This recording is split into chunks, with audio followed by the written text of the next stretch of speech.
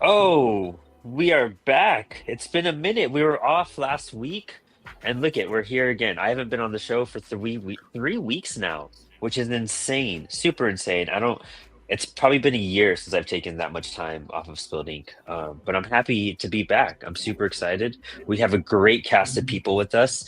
I'm back from New York Comic Con, and then I did Baltimore Comic Con, and then I took a week off of work because you know what? I was tired.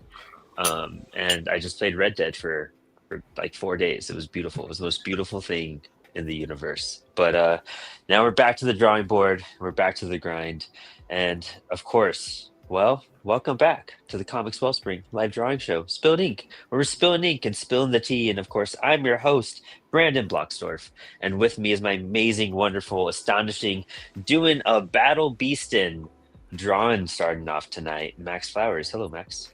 Hello. I know nothing about Battle Beast. This is my first introduction to the character, so I'm just Um, I'm just drawing it. I'm not an Killing it invincible though. head, man.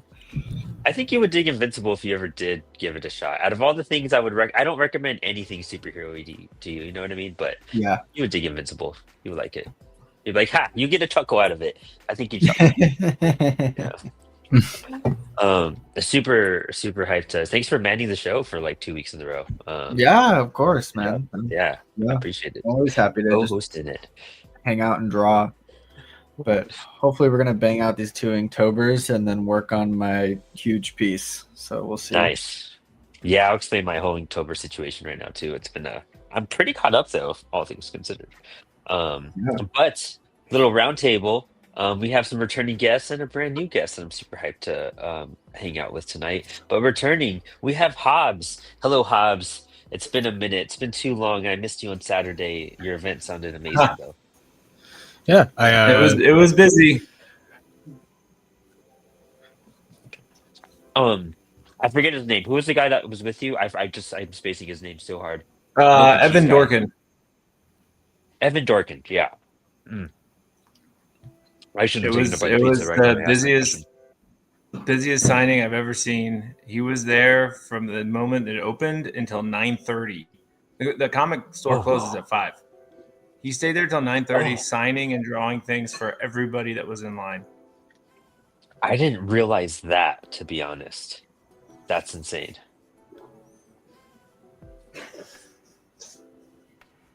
But it Oops. was a good time, and I just kicked back and listened to his stories, and it was super super entertaining and inspiring to see that there were a bunch of young people in line to get his autographs, to buy his comics, uh, you know, late high school, early college, and so it kind of gave me hope that there's people out there that are um, that are really interested in like hand drawn, handmade, handwritten comics. So that was a Oh, really oh cool yeah. thing. Oh, that's awesome. Yeah, I can't wait to talk more about that. Home Slice Eric let me have a Beast of Burden, so I'm super excited to check that out. I didn't realize it was him. I was excited. I wanted to go see you, but I was just playing Red Dead. But I didn't end up doing anything that weekend. Um, but we also have Javi joining us. It's been a minute, Javi. I think it's been since January you're on the show, I think so. I think the last thing we did together was that Superman piece, and that right? was in January. It has been too long. I'm so happy that you're here tonight.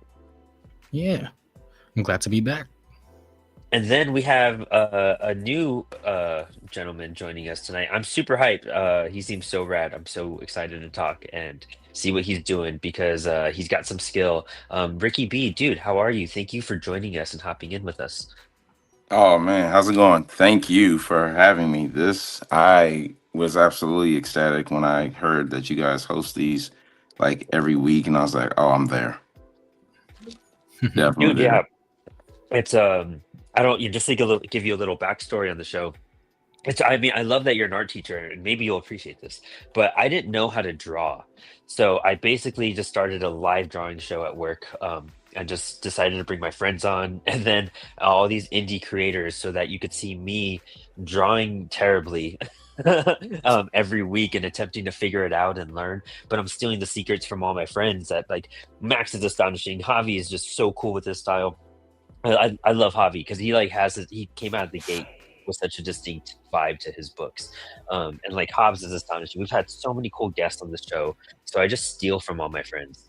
And I've slowly learned how to draw. And now we're doing Inktober, and we're making comic book pages every week now, and it's been a great time. We have a cool little following every week too, which is a lot of fun. No, I can definitely tell. I was extremely ecstatic when I first met you guys at Baltimore Comic Con. Probably was it been like over almost 2 weeks now. But yeah, Yeah. I was absolutely when I got introduced to that, and I can't remember who I met when I found out about this. I was like, oh yeah, no, sign me up. It's like because I've been looking for a good art session. And like me and my good friend, me and my one of my best friends who I had a table with at the show, we always have like our own art session, but it's like it's really good to meet new people and meet a group of people where you can again just like bounce off of each other and just have, like you said, a good chill art session and just enjoy ourselves and just swap information or swap art ideas. Yeah, it keeps us busy. And 2 hours a week, it gives all of us like a centralized time to just draw together. And it's kind of a cool feeling, like knowing that there's like 20 people drawing with us every week on Thursday nights. And I'm like, all right, this is great. Like that's a good track for everything. Yes. But people like you coming on the show, which I love. We're always getting people on the show. Whoever wants to come on, we're always super excited to bring on artists to talk to. But just coming on and hanging out, like it's just all of our guests are so awesome to take the time to, I'm sure it's nerve wracking at first too. But I feel like everybody on the show realizes how like laid back it is, because there's a point. That's why we do the lo-fi too, because there's a point where all of us just get so zoned in, and we're just focused on our piece, and there's like dead silence. So the Yeah. lo-fi helps fill that in sometimes. Oh, yeah. But tell us about your projects. Like, what you do, and like what you're working on and whatnot. Oh, so right now what I'm working on is a 6x9. This is just a 6x9 piece that I came up with. I became an instant Invincible fan after the TV series, and then I found the book. And sorry, I can be a bit long-winded when I'm trying to talk and draw. Long-winded is possible, dude. Like, But I basically when I found you guys on I met you guys at Baltimore Comic Con, and when I went to the profile, I followed you guys. I followed your account, and then you guys followed me back, and I appreciate that. When I saw that you had your own art challenge, and I was looking at the days and the different challenges, I instantly was like, oh yeah, no, I'm gonna do Battle Beast, because I actually have I bought one of the Third Eye Comics like blind covers or blind bags, and it was for the book of Battle Beast, and so I have one of those. I'm pretty sure I have the cover, but I think I have a different variant now from that blind bag. So I love doing chibi. So this is a chibi variant of my interpretation of Battle Beast, and his like insatiable. He has that insatiable appetite for like combat, and who's the strongest, who is gonna satisfy my appetite for conflict, or who's gonna be strong enough where they're actually gonna be strong enough to kill me. So yeah. I love I love Battle Beast. He's actually one of my favorite characters from the series. And when I got to read his like a little bit about his backstory, even in this comic as I'm reading it right now, he's just a really good, like just a good badass of a character, in my opinion. So I was like, oh yeah, this is right up my alley. Dude, yeah. The Invincible show was like so freaking awesome and entertaining. Like, it really captivated me. I read the entire series after that. I just went on a hardcore binge, and they're so digestible. The way Kirkman writes, and Otley's like storytelling is just so like fluid. You can just Hmm. blast through those books so fast. Hmm. But I even like I was like into like the stupid mobile game for a little bit too. And I was having fun with that, and I was just focused on like Battle Beast the whole time. He was one of my favorites. And he's just a wild character in general. I was trying to find my drawing of him. I don't know if I took a picture of it, but I think it's downstairs. I could have inked that tonight. That would have been cool. I was actually Yeah. doing Black Panther because today's the Kirby challenge, so I was doing my cat as Black Panther. Oh, he has a he has a list, a challenge, an art challenge list for the month of October too. But yeah, so CWS does the Spilled Inktober, and so on our page, that's like where we have everything. And today was Kirby, so I just went with that. So Black Panther was Okay. my I choice. knew that it It's was my referencing Jack Kirby, so I had to do actual Kirby. Well, I love Okay. how many like Kirby Nintendos we're getting out of all of it too. That's what I love. Like that's why I love like putting just like singular words because I like seeing what people can take out of it, like cats and whatnot, or um I don't know. There's a few of them, agent like or secret agent or something we did. All those had a lot of fun variable. Slashers was a good one too. But when people mix it up and think outside of certain stuff, I think it's fun. Yeah. I love doing mix ups with characters. Fan art to me is just like one of my favorite things to do. Because again, I mean, I'm just that big of a fan, obviously. But I think Invincible is truly one of the most original, authentic comic realm of like shows and stories I think we've been able to read in this present time. Because, and it's funny, it's like there are a few OP characters. They're going with that concept that I think we see a lot in anime where if a character gets injured, it affects their abilities, it affects their mental psyche. But if they or like, if they actually get killed off, like they stay gone. There's no, repeated resurrection, going back in time necessary. So I think that's really cool. And I mean, I'm not gonna lie to you. Like when I saw what Battle Beast did to Invincible in season one, I was just like, Yeah. ouch. I was like, oh. I mean, and then even as he, in season two, I'm not gonna say too much because I don't think a lot of people have watched the show, and if they are interested, I'm not gonna spoil it. Like, but it is a very good show.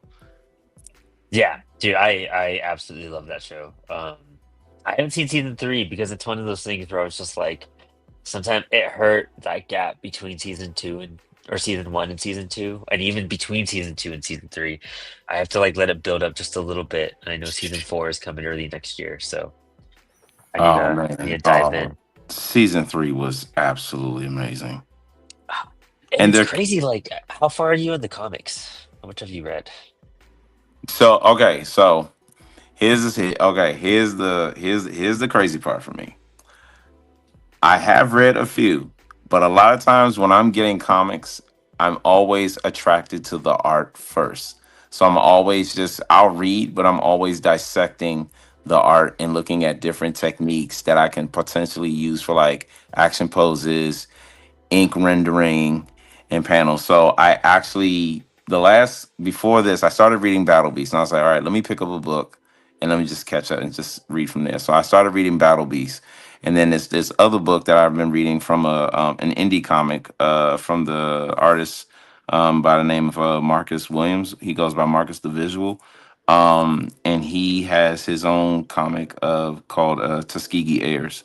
So I've been reading that. So those have been the two I've been Ooh. reading right now. And then the next one, after I finish this, I actually want to re go back to I have a Superman Unchained. So I want to catch up on that one. Oh, nice, dude.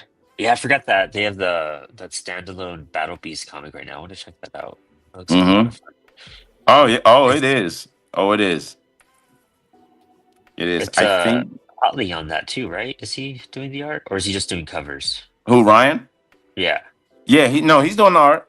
Oh, that's sick. Uh, That's cool. oh yeah, no, it's he's the only one I've seen do the only time you might see a different artist like they might do a different variant cover, but I haven't seen anyone else like that's doing the art for like the actual book. They're just doing like the cover.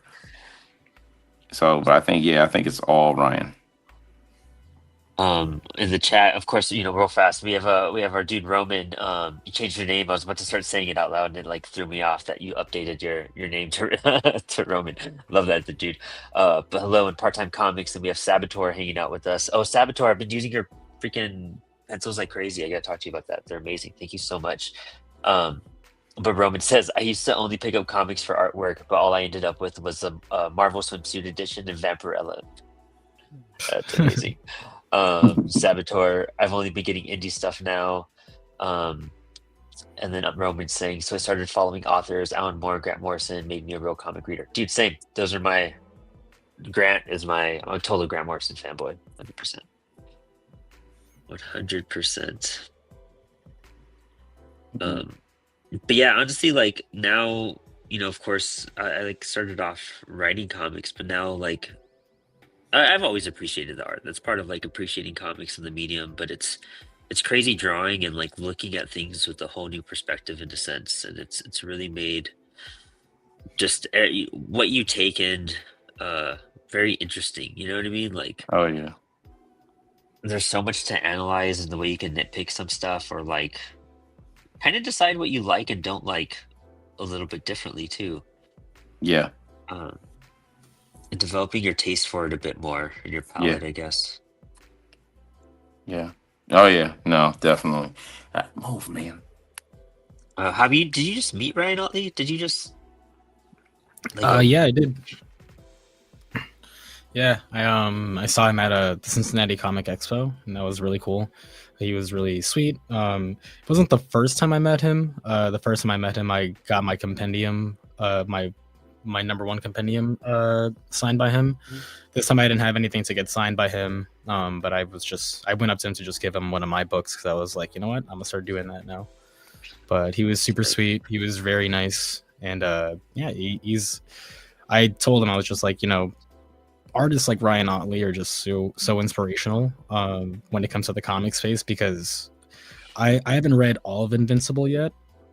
I'm at the third compendium now, but it just, his art progression in that series is just phenomenal, like from beginning to like where it ends, like because right now I'm around issue 100 or something like that, and he picked it up around like issue 12 if I remember correctly, or 13, and it's just, you really see the progression from those early days to what it is now, like even Battle Beast and stuff like that. It's like amazing artists. Yeah. Did you think, if you think that's good, you guys should have seen the work he did when Marvel hired him for like a Hulk lineup. Oh yeah. Yeah, that Oh was a lot of man. fun. I made sure I got both of those books. I actually read them, and it is super cool. I was like, finally. That and his Spider-Man run with Nick Spencer was really fun, I thought. You know what? It's the crazy thing is, I have that. I think I have one of those where he did a cover for like when Spider-Man, and he's like swinging through the city with like a sandwich in his hand, and he and it's the crazy part is, I was like, for whatever reason, as many times as I stared at that comic, I did not put two and two together that was his until I happened to be on social media, and I was like, wait, I've seen that book before, and I was like, oh yeah, I have it. I was like, oh my gosh. I was like, oh, come on, man. Yeah, I mean, that cover with him swinging with MJ, it's phenomenal. The Sand cheating one, like you mentioned, is so fun. Mm-hmm.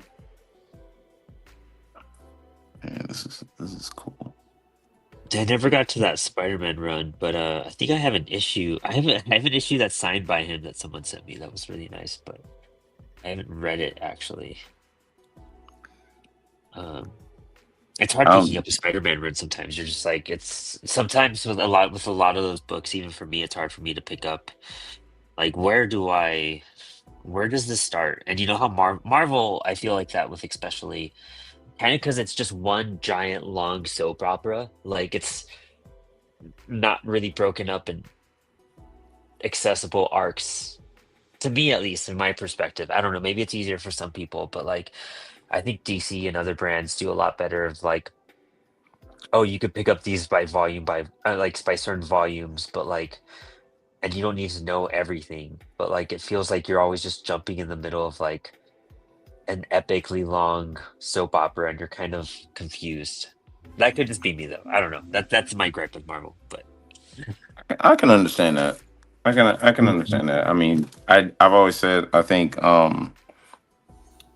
like I always have these like back and forth debates sometimes with other friends. And it's like sometimes I'll feel as though Marvel, I'll say like Marvel may or may not have the better characters, but DC has like the better stories, if that makes sense. 'Cause especially in their animation department. oh, hands down, Yeah. hands down. And it's like, you know, Yeah, I've always kind of felt with Marvel Comics, it's kind of like what you said, Brandon. It's hard to like hop onto a series sometimes, and like they never really change the status quo too much for certain characters.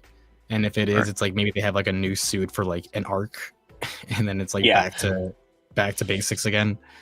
So it makes it hard to kind of differentiate like, okay, what's this run about? Like what's so special about this run, or whatever the case Right. is. Like and they do way more, I would say, crossovers than DC does, where they just stretch them across like different properties and titles, where it's just you can pick up an issue of Spider-Man and then you think you're going to be reading the next part, but then really he's now fighting like Norse gods in the War of Realms, and you're like, okay. Yeah, yeah, yeah. yeah. That's my thing. 100%. Kind of like how they did also in that Marvel one, when Ryan Ollie did the Hulk. He goes through the portal. Next thing you know, he's off world. He's about to duke it out with Thor, and it's like, oh, it's called Banner of War. And I'm just like, wait, what happened to the alien people? He was just fighting with. Why are we switching to this? Yeah, That's it's right, like, huh? That was in the middle of all that. Yeah. yeah, a lot of the times, like with certain writers at Marvel, you have to sort of just follow their like work alone to like maintain some sort of like continuity for yourself. Right. Because the Hulk and Thor run was both Donny Cates, and he was basically had his own little timeline going on. Yeah. Literally, yeah, you had to be following his like Thor run for that to make sense in a way. And I mean, Donnie killed it with both those runs. I got his Thor run especially like. Yeah, so good. Oof. Oh, and the chat real fast. Roman's gonna get me fired up. He's like, Grant Morrison did the 2020 Brave New World for Peacock and Amazon. I've never seen it. I've never seen it either. I want to watch it too, but it was depressed for at least 2 months when they canceled it. Same, because I don't think they did the whole story. I doubt it, but I haven't seen it, so I can't say anything. But I really want to watch it because Grant did write like that first season, so you could stream it hands down.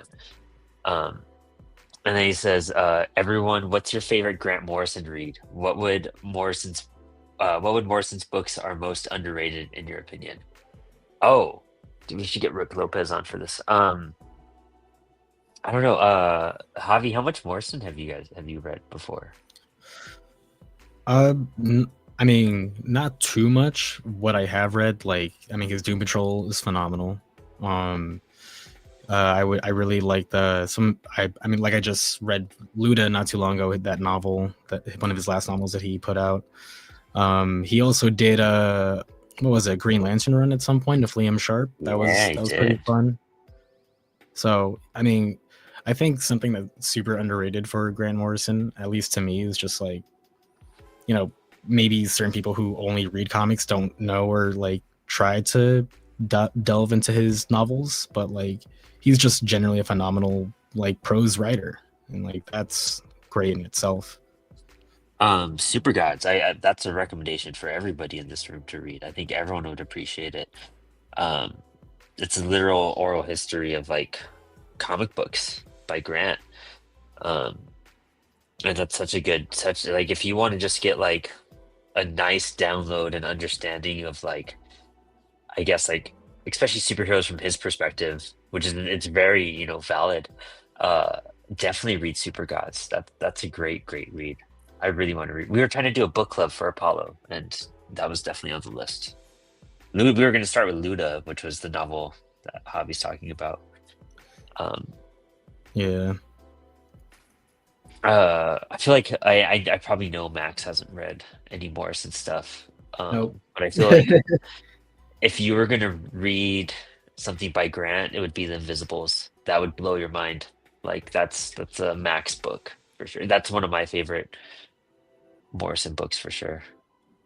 It's anarchy and magic and insane artwork and multi-dimensional insanity. Like,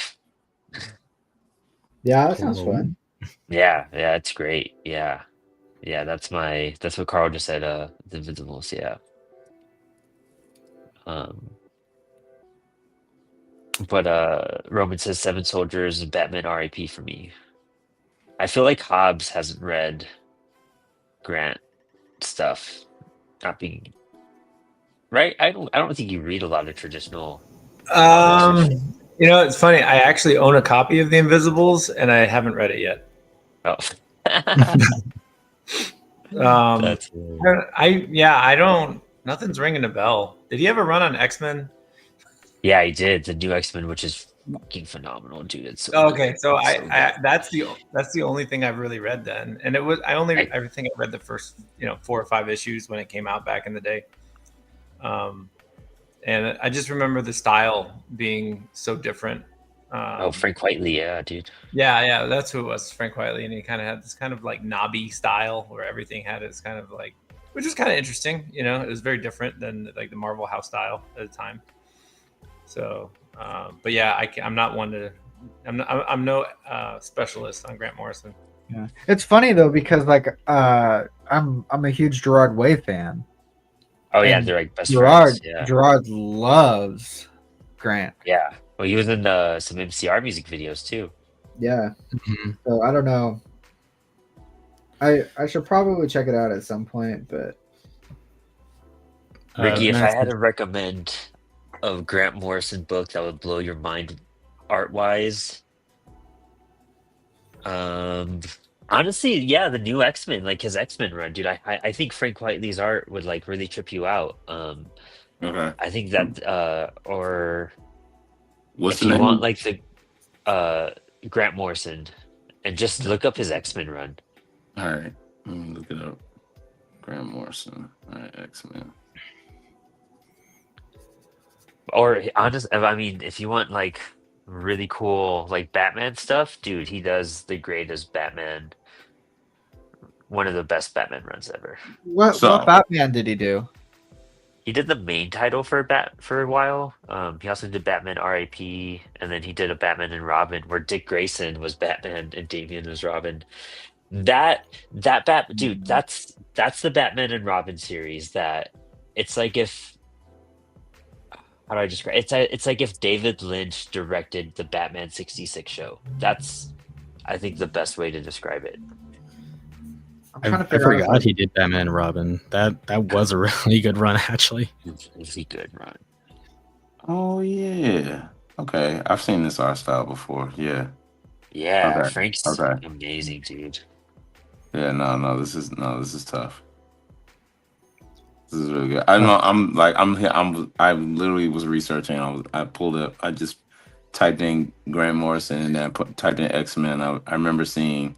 These. I'm a visual, so like I can remember visually, but Yeah. like I was like, because when you mentioned the name, I was like, who? And then as soon as I see the work, and I was like, oh, okay, that person. Yeah. I'm one of those. I'll almost never forget a face, but it would be hard for me to remember a name. I feel that. Yeah, it's Right. I think it's took me a while to kind of find that balance too of like what works for my recognition with so much, you know what I mean? You're not only remembering like characters and series and publishers, but you're like the artists and creators, you know what I mean? Like there's such Mm-hmm. a long line of stuff with comics that you're absorbing at once. Yeah. Like it took me a while. It took me years. So okay, everybody seems to be is pretty familiar with like Matthew Broderick, right? The actor. I think so. Okay, Double check. so I'm terrible with names too. no. So I only remember Matthew Broderick as Ferris Bueller. Oh yeah, that's him. Yeah, Godzilla. So Inspector my Gadget. wife, Oh yeah, yes, and Inspector Gadget, right? So my wife used to get on me a lot, and she was like, "No, Matthew Broderick." I was like, "Who?" Matthew Broderick. I was like, "I don't know who that is." And then she was like, "Godzilla." I was like, "Oh." And I'm back in my head. I was like, "That's his name." It's like I was just terrible with names. And then the weirdest thing is when I finally did learn someone's name, I automatically like gave a nickname in order for me to actually remember their name. So the whole time I'm calling them their nickname in order for me to remember their actual name, and That's amazing. it would take me weeks. I was just like, oh god, this is weird. I was like, what am I gonna do? How am I gonna meet people? I'm really bad with actors. Like actors are not something I have to like look them up and see their faces or whatever, like a Yep, role for me to really recall them. I'm not. yep. Whenever it's like I've been asked that in interviews, like, oh, what's your casting for this? And I was like, I couldn't tell you, but like the dude from this show, like he could probably maybe do it. Like, but I don't remember their faces that much to like, I don't know. Film and TV are probably my weaker points of fandom, I guess. I feel you. I love how like Mark Wade, people always refer to him as like the encyclopedia of comics because like Oh you can yeah. apparently just ask him anything and he'll be like, yeah, in this issue, written by this person, drawn by this person, letters by this person. He just like he is just so locked in with that. He knows exactly what everyone has done at some point in time. And like I've heard other writers and artists talk about how whenever they're trying to remember a certain series or run before they take on a character, and if they can't remember exactly where it came from, they'll just call Mark and be like, hey, can you like when did this happen? Yeah. Straight up though, Mark Wade, coolest dude ever. I stood in line behind him at the Ringos in the drink line, and we were hanging out there, and he he wasn't there at first. There were some people in front of us, and then they were like, "Oh, Mark over here," and blah blah. And they called him over, and then he was to me and Jade. He was like, "Is it cool if I step here, guys?" I was like, "Yeah, fucking Mark Wade, do whatever the fuck you want, like, go for it, dude." And then like he started talking to us. He was just like, "Oh, so what do you guys do?" And blah blah. And I was like, "Oh, work for this company. I run a publishing imprint and blah blah." I was like, here's my card. I don't know if you'll look at it, but it's check us out. We make comics." And then he was asking me like super intricate questions, and he was like one of them along the lines of something like, so what was one of the biggest challenges you've had to overcome the past few years through publishing and whatnot? And like I thought about it for a minute, and I answered him, and then he asked me like four questions back to back that were like, dude, you did not need to care that much about what I do or my experience. You know what I mean? Like he had no business to like ask me some stuff, but like the coolest, kindest, most like genuine and very interested like guy I've met in a while. Like what a cool dude, Mark Wade. Yeah. I got like mini interviewed by him and some really great like just ways to look at stuff in comics and whatnot for a moment. And I was like, wow, that was a interesting 10-minute conversation we just randomly had. But yeah, Made, dude, great guy. That would trip me out. I say made your whole day, made your whole Yeah, week. dude, made the Ringos worth it because it really wasn't. Yeah. No, it's always good to meet people like that. I think that, I mean, honestly, I think it's imperative that that if you come across that experience with someone that you should cherish it for sure.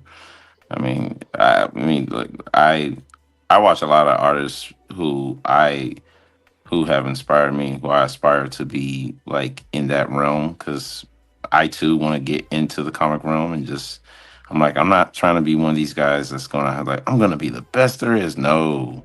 I was like, nope. I just wanna there's a really big stage and I would like to be able to put my 2 feet right next to you guys and we just work together and do what we do best. So it's always good because I mean when I was at BCC 2025 this year, which is actually my first Comic Con ever doing. Nice. And so I got the chance to like actually see David Finch, and I was like, "That's David Finch." I was like, "Why doesn't he?" I was like, "That's actually David Finch." They was like, "Yeah, David Finch is here." I was like, "What? He's real?" He said, "Yeah, he's over there." It's like, yeah, he's over there. I was like, oh, and I got to meet him, and he was very approachable, and I was just like, ah, it's so refreshing to meet people like that, and I'm just like, dude, I've only seen you through like my iPad or my television. To see you actually in front of me, I was like, you don't feel real. I feel that. Yeah, it's a trip meeting people, especially the first few times, man. You're kind of mind blown. Like it. Comics is also one of the few industries that you can still do that in. Yeah, like literally just walk up to your hero and just like just have a conversation with them. You know what I mean? Like no other, you can't do that with movie stars or musicians. Like rarely, if you're lucky. But like, there's no convention. There's no way just to meet these people. But comics are like the one industry where you could just stand in line, or even like, dude, I was at New York. No one was in front of Donnie Cates' booth, and then me and Anthony just walked right up and we're just like, Donnie, what's up? I make comics. And we give him some books and we talked about it for a bit, and it was really cool. Like you can't do that with a lot of stuff.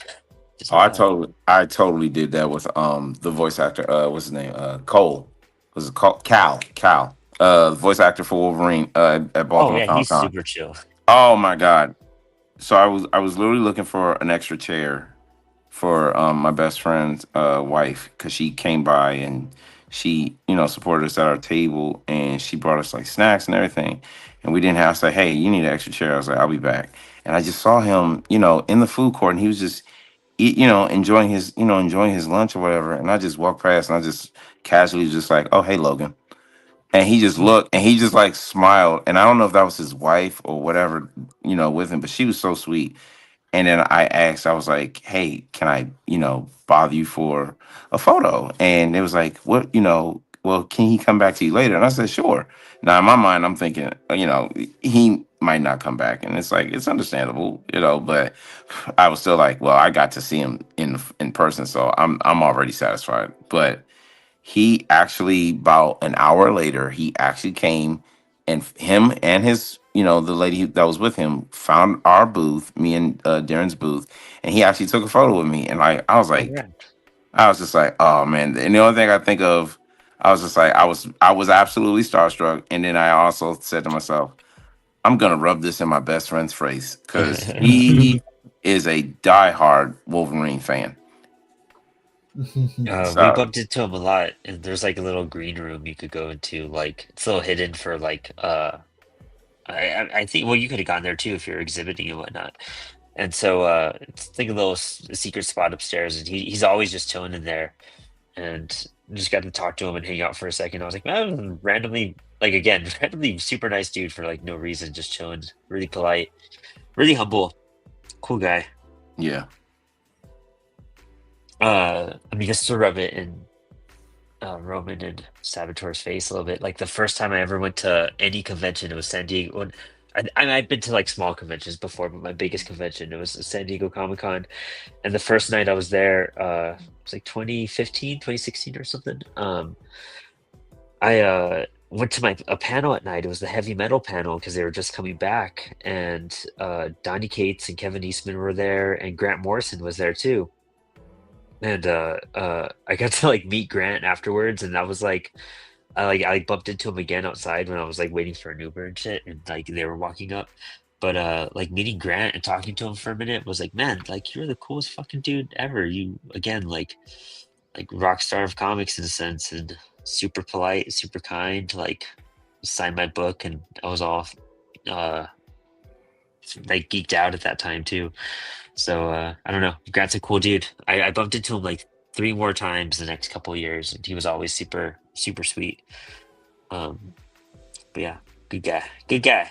It was really encouraging. So was Donnie. Donnie's always been super cool. He was a little weird at Baltimore, but I know that guy's he's gone through some stuff lately. So, but at New York, he was super rad. I've never been to New York Comic Con. I'm curious to go there, but I really want to go to SDCC. I think New York's actually a better show, man. Really? Yeah, I've been to San Diego and tabled there. I haven't been to New York, but yeah, from what I've seen, I think New York's the better show. Okay. Can I ask? Can you like? Can I ask what makes it a better show in your I think opinion, in your experience? I think New York actually looks like it's comic focused versus San Diego is so um, oversaturated with like movie and media and like brands and stuff Okay. that if you're looking for a show about pop culture, then San Diego is the show. If you're looking for a show about comics, then New York is the show. Okay. I I kind of agree. I kind of don't though. Like, Okay. um, I'm just going but off vibes of what y- I saw. So no, but you're not wrong in a lot of senses too, though, because like they're both the same. First off, 100%. Like they almost mirror each other in some aspects. Um, and they're both like super. If you're going for cosplay, both of them are the thing. If you're going for super heavy fandom, movie, TV, all that type of stuff, like uh manga type of stuff, that's also like the same amount. The one thing New York does way better, which sucks but also works out in a good way too, is that they have a really accessible artist alley room, and it's gotten bigger. Like they switched it to a bigger room, I've noticed over the years. And so having an entire basically the artist alley could be Is its an own alley. separate, yeah, it's its own little con, dude. Like it's its own little area. Like it's its own little room, which unfortunate because it kind of sections it off, but also good because if you're going there for comics and to talk to people, like that's the spot.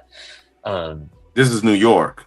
yeah, New York, New York. Okay. San Diego, the way the comics are set up, it's there. It's in the side, of course, and it is accessible. It's because it's one big, huge room where the Javits Center is broken up into sections and whatnot and floors.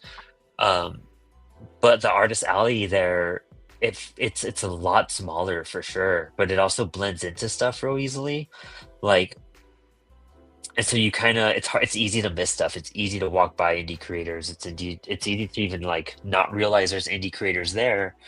Um, Whereas even in New York, like they even had a top spot on one of the floors that had a good amount of indie people in general. Um, yeah, and at San Diego when I went, like Ben Templesmith was sitting chilling in Artist Alley. yeah, And there was like there's also a ton of like indie creators in the small press booths. I felt like the small press booths was where it was at in San Diego. that's where it's kind of at when you're. That's where they had them upstairs in the Javits Center. Um, yeah, Nice. because Yeah, upstairs they have like those small press, and those I think are more worth it because you definitely probably get more foot traffic there than you do in Artist Alley. yeah. I've only ever attended New York Comic Con. I never like vended there, but like from I've seen it because I've been going to New York Comic Con since like 2017, something like that. So I've kind of seen it grow a lot, especially in terms of how the Javits Center was under construction for a long time. Like there was a I don't know if they had it the same way this year, Brandon, but like did they have a whole like video game section and stuff like that?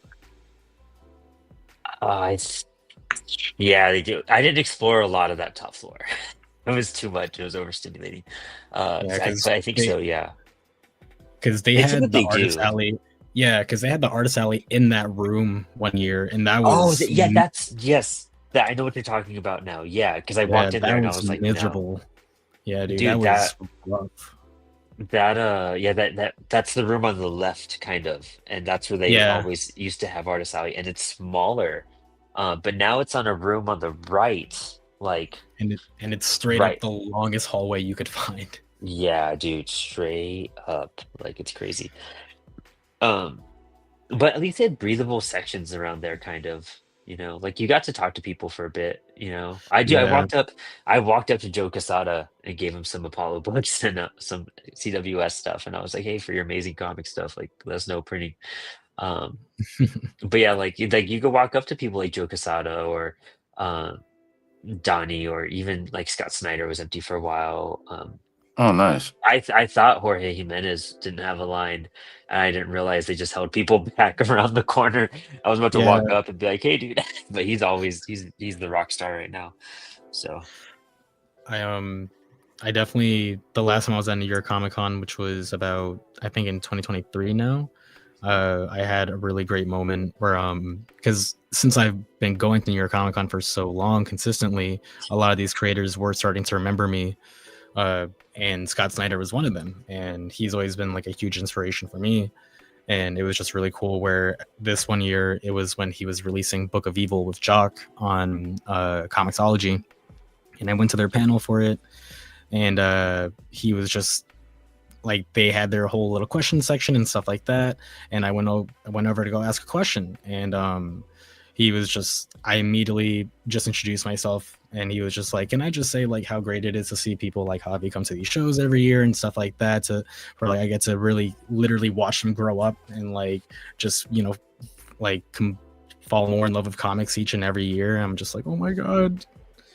That's amazing. So that was really sweet. And I showed Jock my first story at the time to kind of get some feedback at the time, and he gave me some little tips and tricks of how to edit stuff for my paper and whatnot once I scanned it in, which was really great. So it's always a good opportunity to ask people those type of questions, even at big cons like New York Comic Con. Isn't that always good?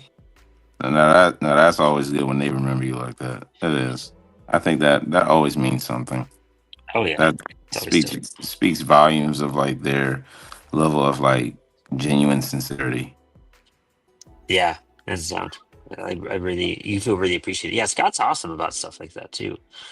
Out of all the people, like that dude meets so many people, so stuff like that. I mean, he remembered me from. Remember when I was getting that book AD After Death signed? He had remembered who I was from like the previous year and whatnot too. And I was like, oh shit! Like if I would have kept that up, I bet I would have gotten to show him more stuff, you know. But he's really humble like that too. But yeah, you're right. Like asking creators stuff like that. Like, yeah, when last time I went to New York Comic Con was 2017, and I literally hung out with Nick Darrington and Donnie Cates for like 30-40 minutes, and we were just talking about like how Nick had to teach Donnie's artists how to scan in pages and whatnot. And like I learned about that whole process right then. It was a crazy download. I was just like, and I was just hanging out with Nick Darrington and Donnie Cates, and I was just like, dude. And that's when Doom Patrol was out. I'm still a big Nick Darrington fan, but like I was like, holy crap. Nice. So, yeah, it was cool stuff. Yeah, there's only been a handful of people that have been like, I feel, because I used to do a lot of collecting before I actually started like making comics and getting into comics. So I've met a lot of people. Plus, I used to do press interviews for a website at one point. So I got a lot of opportunities to meet people. But there's a lot of nice people out there. I'm not gonna lie. There's only a handful of people that were like rude or jerks, or even when some people were, I kind of understood why. You know, like. Except for Bruce Timm, dude. Bruce Timm is the meanest guy I've ever fucking come across. Swear to God. Dude, I know you've also said the same about Brian Azzarello, and I was so happy when the last time I was so happy the last time at New York Comic Con, because like I actually got him to smile, and like I made him laugh at some point, and he gave me like a couple free signatures. I was like, oh my God, I made Brian Azzarello laugh. I'm in. He was such a jerk when I met him. He was such a jerk. Everyone in line, he was just rude to. He was like kind of tossing people's stuff and everything, and he was just over it. Dude, Bruce Timm though, like at cons I get, you know, when he's tabling all day and he's tired and like, you know, he's kind of, or he doesn't, you know, he's just like an introvert in a sense, you know. But one time when I was interviewing, the way they have that press room set up was you have like tables where there's like a bunch of people at a table, and you get one person to like interview. So everybody kind of, it's a round table. So everyone gets asked a question, or they have like, if you have a camera set up, they'll let you like just stand in line, and the people will go down the line, and you get like 2 minutes with them or something.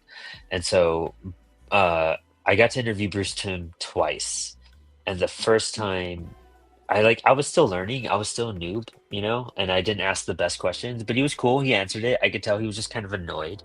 So the second time I wanted to kick ass. And so I talked to him the second time, and he was really cool, and he was really into the questions. And I was like, oh, sweet. Like I fucking Bruce Timm, like I didn't disappoint.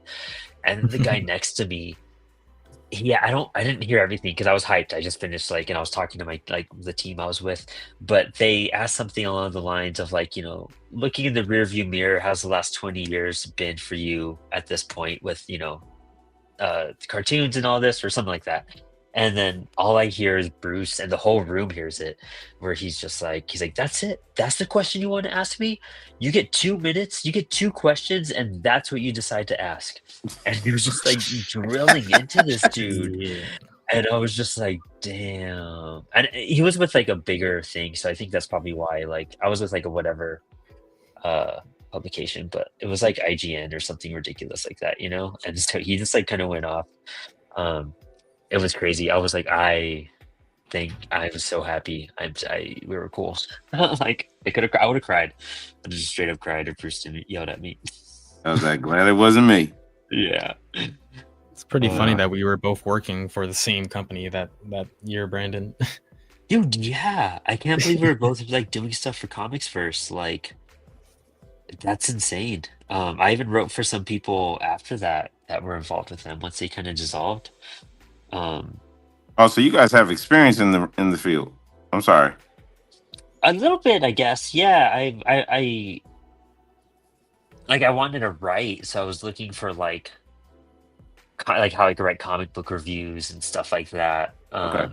And so I was looking at like every comic book review website, trying to just send in applications. And there was a New York-based company called Comics First, and they were cool. They were bad, dude. They flew me out to New York for New York Comic Con, and they like did a bunch of cool stuff. And like they were talking about giving me my own show then too. That's where I got the idea I could pull off a podcast, was because of them.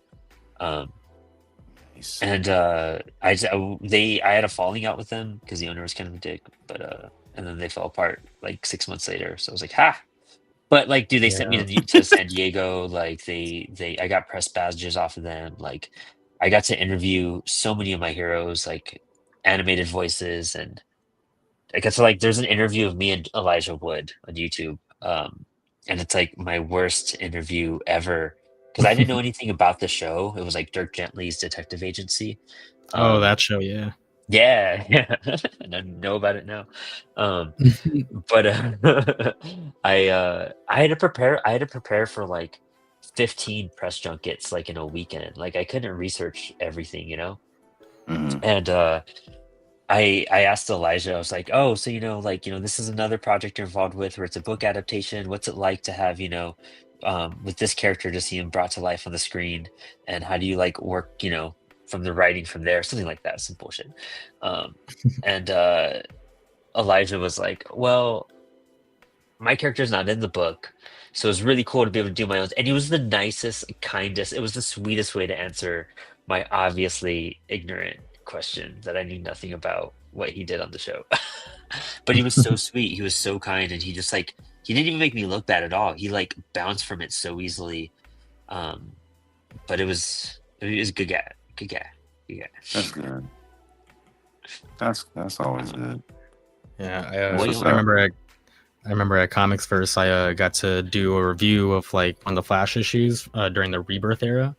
I did on their 25th issue for their anniversary issue, and Joshua Williamson had even reposted my review and stuff. I was like, oh my gosh, I must have did something right if Joshua Williamson is liking it. That's sick. That's super dope. Nice. I was doing all the young animal stuff there. I was doing like Mother Panic and Shade the Changing Girl and stuff like that. Nice. This is actually coming on really good.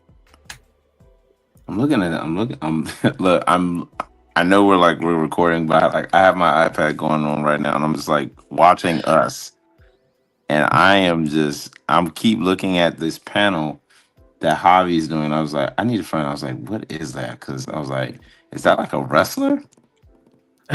Oh yeah, this is a story that I'm working on. It's actually a short story commission that I picked up where this person asked me to write a story about their dad as like the hero of this like monster attack.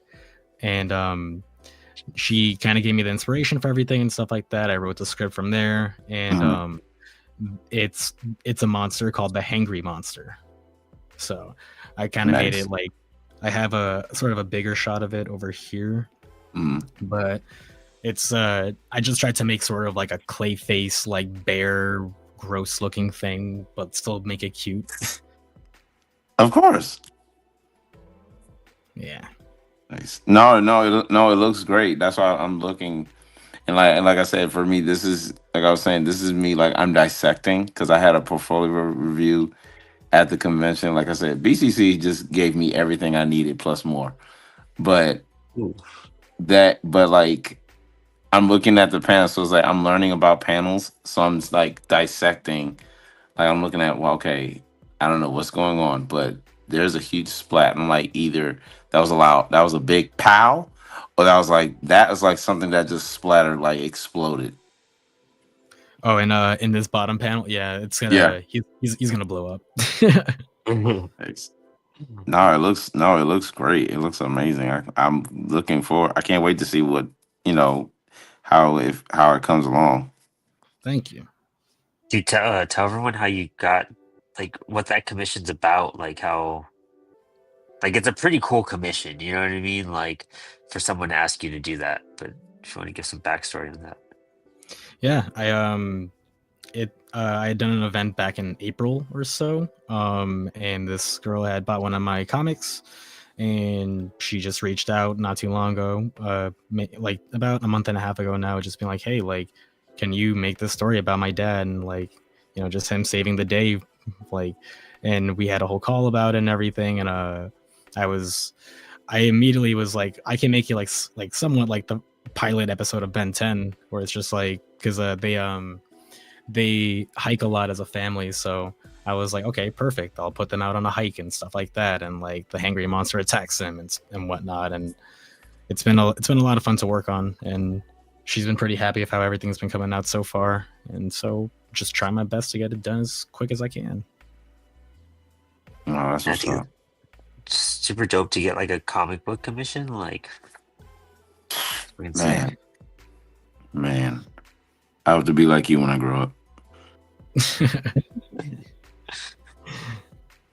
It's crazy. Like what just what I especially learned the past month of just like doing New York and Baltimore and all that insanity was half the battle of comics, and just to get like, I mean, just what me and Javi were just saying with like Snyder and whatnot, it's just like showing up, like, even if you're not like tabling, like going to these cons is positive, like, meeting these people and like showing your face and introducing yourself, like it really does go Long a way. long, Yep. Yeah, yeah, man.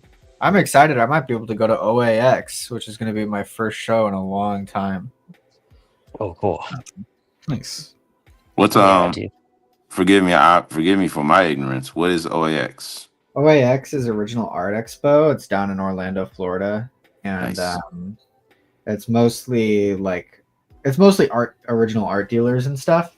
Okay. But there's a lot of really cool art dealers over there that do work with really cool artists.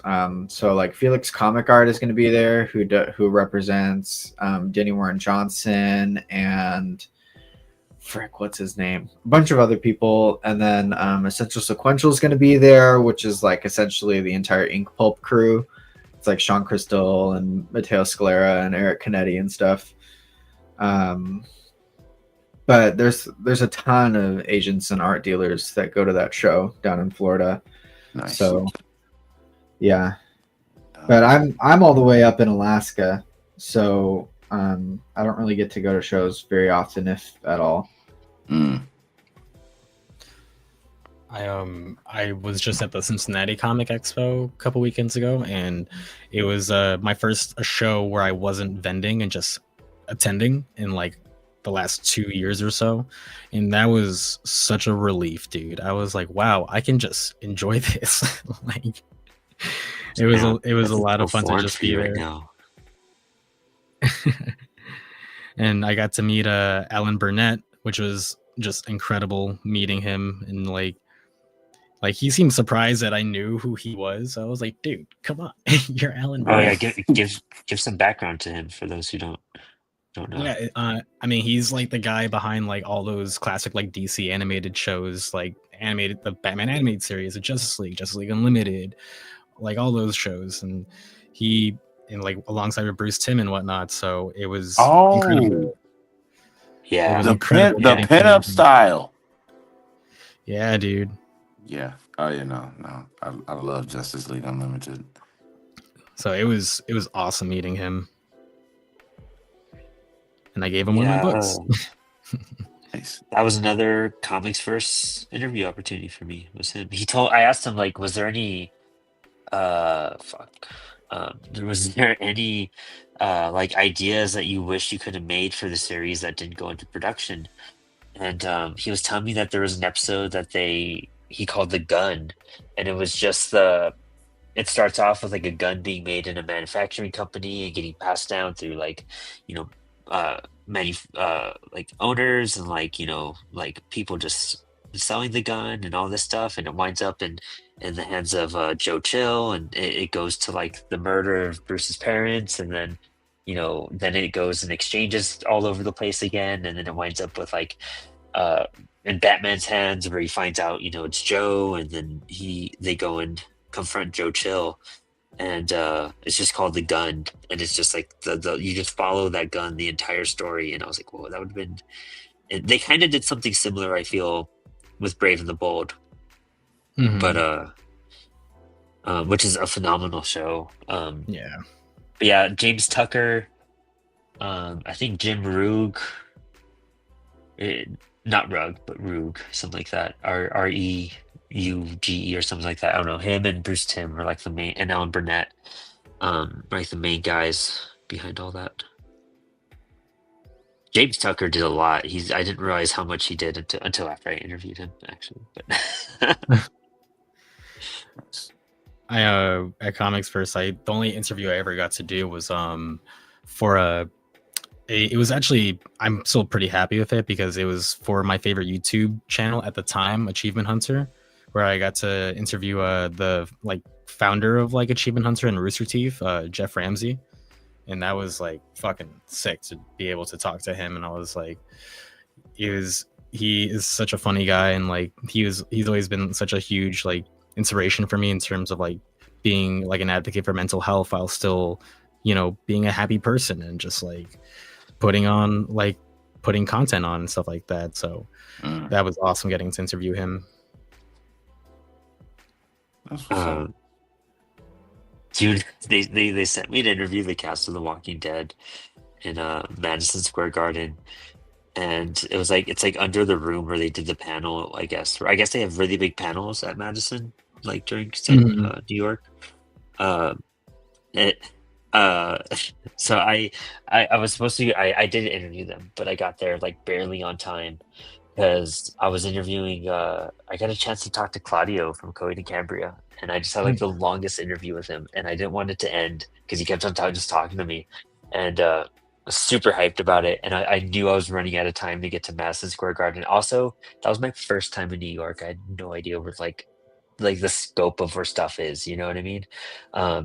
Now knowing it's only like 4 or 5 blocks up, but like even then I would have been late if I tried to walk there. That's how like to the line I was. And so I walked outside and I was like, man, I was like looking at like how long the walk was, and I only had like 6 minutes or something like that, like 8 minutes to figure out what to do. And one of those dudes with like the bikes was like, hey man, where do you gotta go? I was like, I go to Madison Square Garden. I was like, I only got 6 minutes. He's like, I'll get you there in 4. And I was like, for us, he's like $60. I'll get you there in 4 minutes. And I was just like, all right, I gotta do it. And so I paid the dude $60. He got me there in 4 minutes. It was insane. He was like just like ramping over stuff practically, and like going between cars and everything. And I was like, holy crap. But I got there in That's time. a New York thing. Yeah, dude, yeah. Yeah. That's like the Sam Raimi, Tobey Maguire, like when he's delivering pizzas. Dude, yes, dude. It was so insane. And then I got there and I got to like, you know, you only get to ask like one question, you know what I mean? Because there's 30 reporters there for like, they would cycle in, like there's basically like a panel, you know what I mean? They had all the actors at a table, and then like you get like a batch, and then you get another batch, and you know, they just kind of go through each person to make sure everyone gets to ask them at least one question. And so everyone was asking really good questions. And I was just like, so you guys did the Robot Chicken special. How was that? So I just talked to them about Robot Chicken for a second, which made them all laugh and smile. So I was like, all right, cool. It was, at least that was a win. Oh, of course. Anytime you can make somebody laugh and catch them off guard or just make them smile, I think I'm like that. That's definitely a win. Yeah, Oh, yeah. yeah. Anytime, because they will not forget that. I used to do security on like TSA, and I got to meet a lot of celebrities. So when you mentioned Walking Dead, I was like, oh man, it really struck a memory just for me. That when I met Rick Grimes, I met the Oh, actor, nice. and I got to meet him. But around this time, he wasn't. I don't think he was playing Rick Grimes yet. He was still playing as the president in the other series that he did, Scandal. Oh, wow. Okay. So when I met him and he was on pre-check, I was a TSA officer, and I met him. I just said, I can't remember his name, but I was just like, I said, hello, Mr. President. And he kind of just like looked at me and like smirked. That's And awesome. and I met him, and I was just like, oh, I was like, oh, okay, that was just great. He's like, hey, though, he said that was pretty cool. I said, I appreciate you. I was like, I'm here all week. So it's always good to give, because obviously they have like a different lifestyle versus regular folk, I guess. And it's like to come across someone that gives them that type of encounter where it's like, okay, I'm not gonna forget this. That was hilarious. And then you might find yourself them mentioning it in their next television interview. It's like that was me. Right. Yeah, dude. Sometimes they're really. I've only met like maybe two actors that were like, I can't stand you. You're the rudest, meanest person ever. Like, um, and that's not bad because I've out of all the people I've met, like, I think I can only really recall one really rude person, but that's about it. Yeah, I definitely met a rude. I met a rude athlete, and I was like, oh yeah, no, you're everything I thought you were. I was just like, Yeah. I was like, I'm glad my favorite player just dunked on you. It's like, oh god, yeah, my bad. I am like a basketball head a little bit. Oh, it's sick. Oh yeah. I don't know. I grew up as one of those kids who just like my grandpa was a coach, so I didn't get into sports because my family was into them. So I just rebelled against that. Uh, I really just get into soccer. That's the only thing I could. That's the only thing that's ever really appealed to me for some reason. I could sit down and watch a soccer game and be at total peace. It's really weird. I guess it's because I'm Mexican, so it's like in my blood.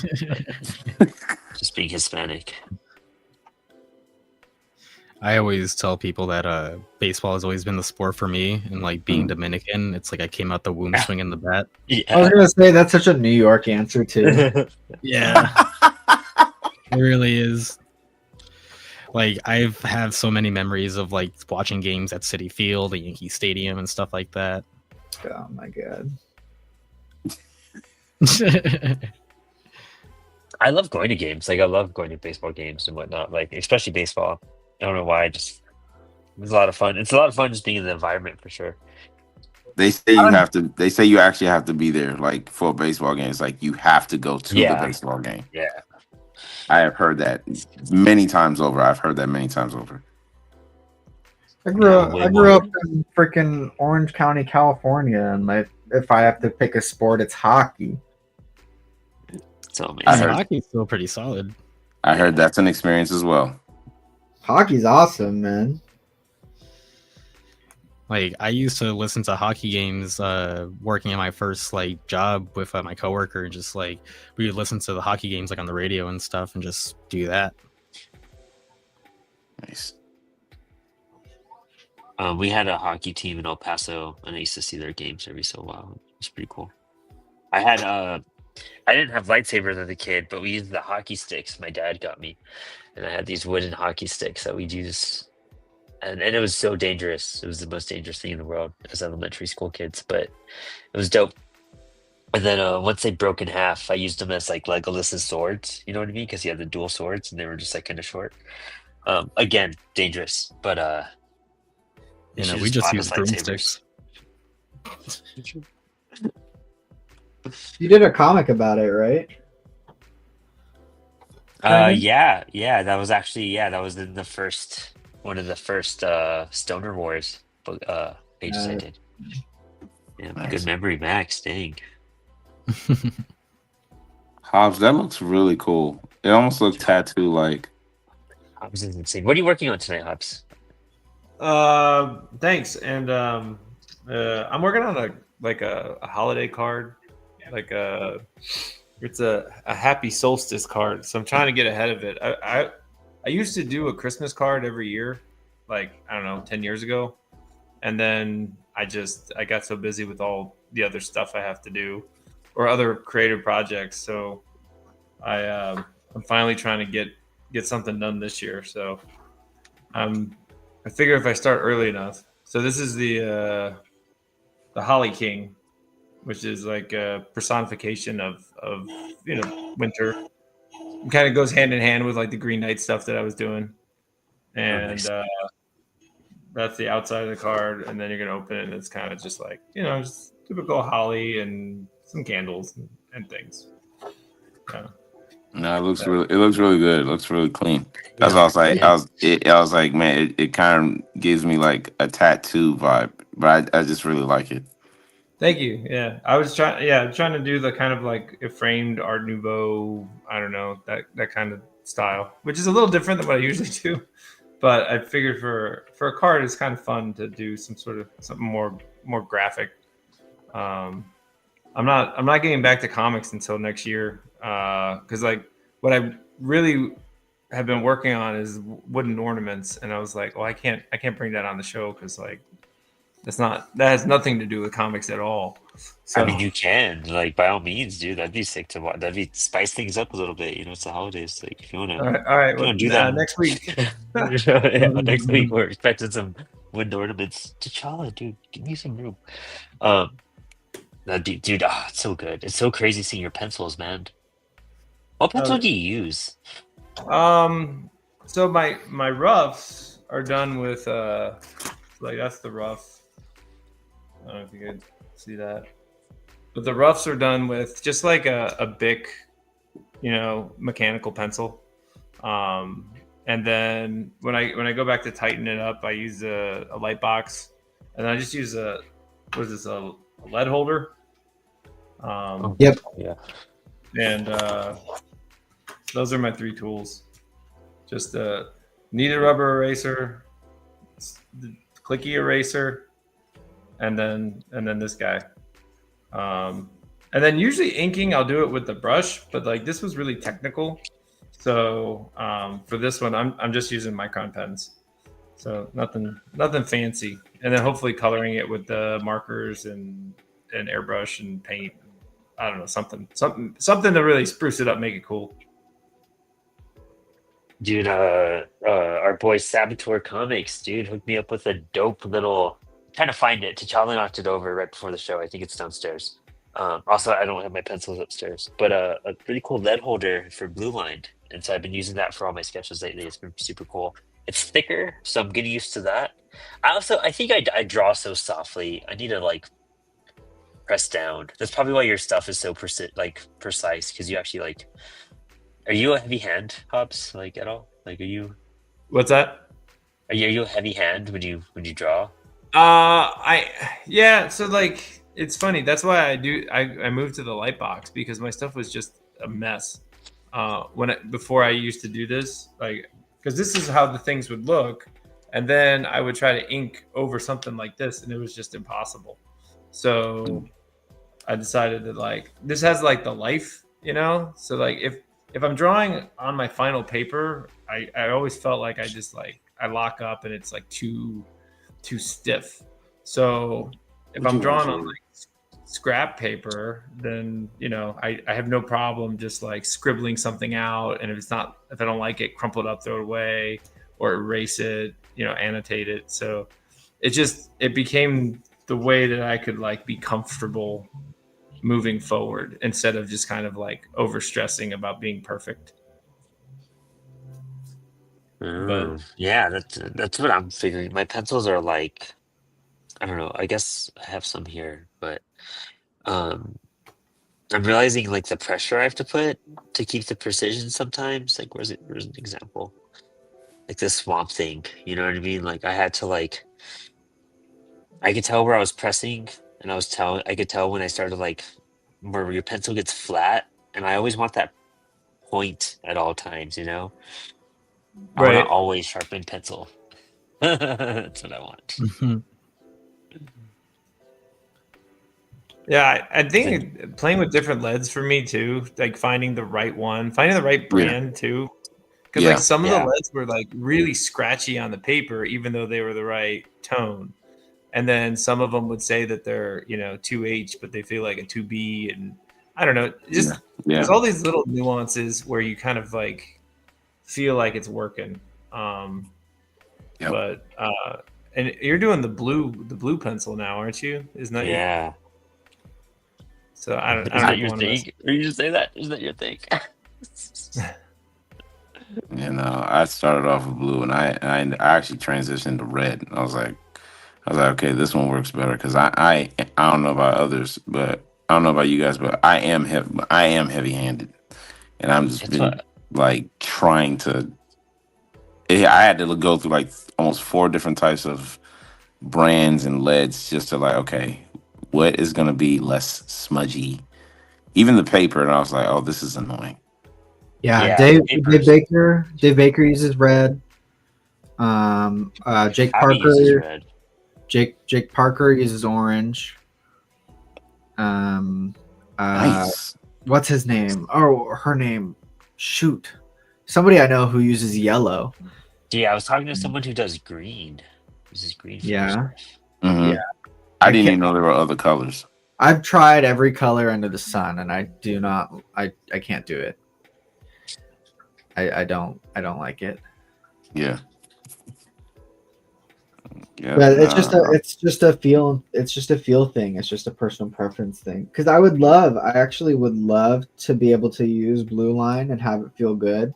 Because I think it would look good on certain pieces, and I like to leave in the process, so the blue would be less obtrusive than just pencil. But I don't like the way it feels. Honestly, Yeah. my mechanical like it was cool seeing like the stuff Saboteur sent me because like that that lead I like, but I think I'll like it when I do larger pieces because when I use it on these small like whatever size these are what like 4x5s or something 5x5s like sketch cards. Like Mm. I'm trying to be real precise on some parts. And so that's where I had to like use my mechanical pencil, and like I appreciate my mechanical pencil a lot more now, to be honest, because I was getting frustrated with it. Um, he also sent me these cool ass pencils, so I'm gonna try doing that. I just need a better sharpener because my sharpener like breaks the tip of my pencils once it gets to a point for some Wait, reason. like you use like a 2 millimeter lead or just like 0.5 or Yeah, it was like a thicker lead. It's like a oh, lead holder. Yeah, like it oh, tripped me okay, like out. one of these. Yeah, kind of like that. So You like inject the entire thing. It's like a shotgun. You know what I mean? yeah. So this one that I just bought is from Uni, the same people who make Poscas. Oh, And cool. so this I found this on Amazon, and this was way cheaper, and it's become truly one of my favorite ones versus this one which I got from this is I think this one was like Koh i Noor, and this one was way more expensive than this one. But when I tell you the feel for this, and it came with this lead, I didn't even have to put any in it. This one came with nothing. I was like, oh, These are battery's not from included. I was like, oh, Amazon. battery's not included. Okay. But they have a sharpener because I've used and I just dropped it. There it is. I have this size of a sharpener, and it's like, it looks like a big trash can. But it will sharpen, but what I found was way better from the Uni brand. They have their own like handheld travel one, which is like this small, Oh, and all you have to do, and it doesn't cost much. It was like I think it was like four, maybe no more than $6. But like you twist the cap off, you just insert and you just twist, and it comes out and it sharpens it it's no. And then you pop off. It's like the debris, the dust and everything. It's really good. dude, super cool. I need a better sharpener. That's the one thing I need to add to my stuff. I think we might have lost Ricky for a moment. I all my, like that stuff I've just inherited, so I don't even know. My pencil sharpener is like a Panasonic electric pencil sharpener. I don't know, it's my dad's and from architecture school, and that thing is beast and works great, and I'll never have to Sick. replace it ever. My lead holder Yeah. too. My lead holder too is from my dad. I can't find it right now, but I've got like a cheapy one that I just got from like Daiso or something. And this guy's fine. It's just plastic and has a lead holder. Yeah, this stuff is it's a Stadler. Oh yeah, Stagler. Stadler, yeah. Yeah, Stadler. Yeah. And then I don't know what size this. Oh yeah, 2 millimeter lead. Yeah. And So you need a it's an adjustment to, you know what I mean? To like. yeah.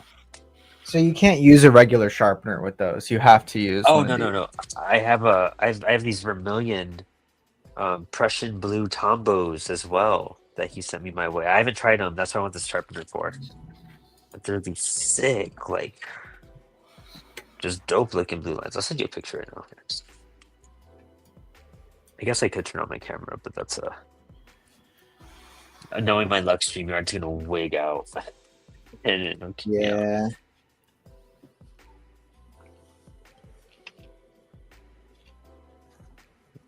I'll send you guys a picture.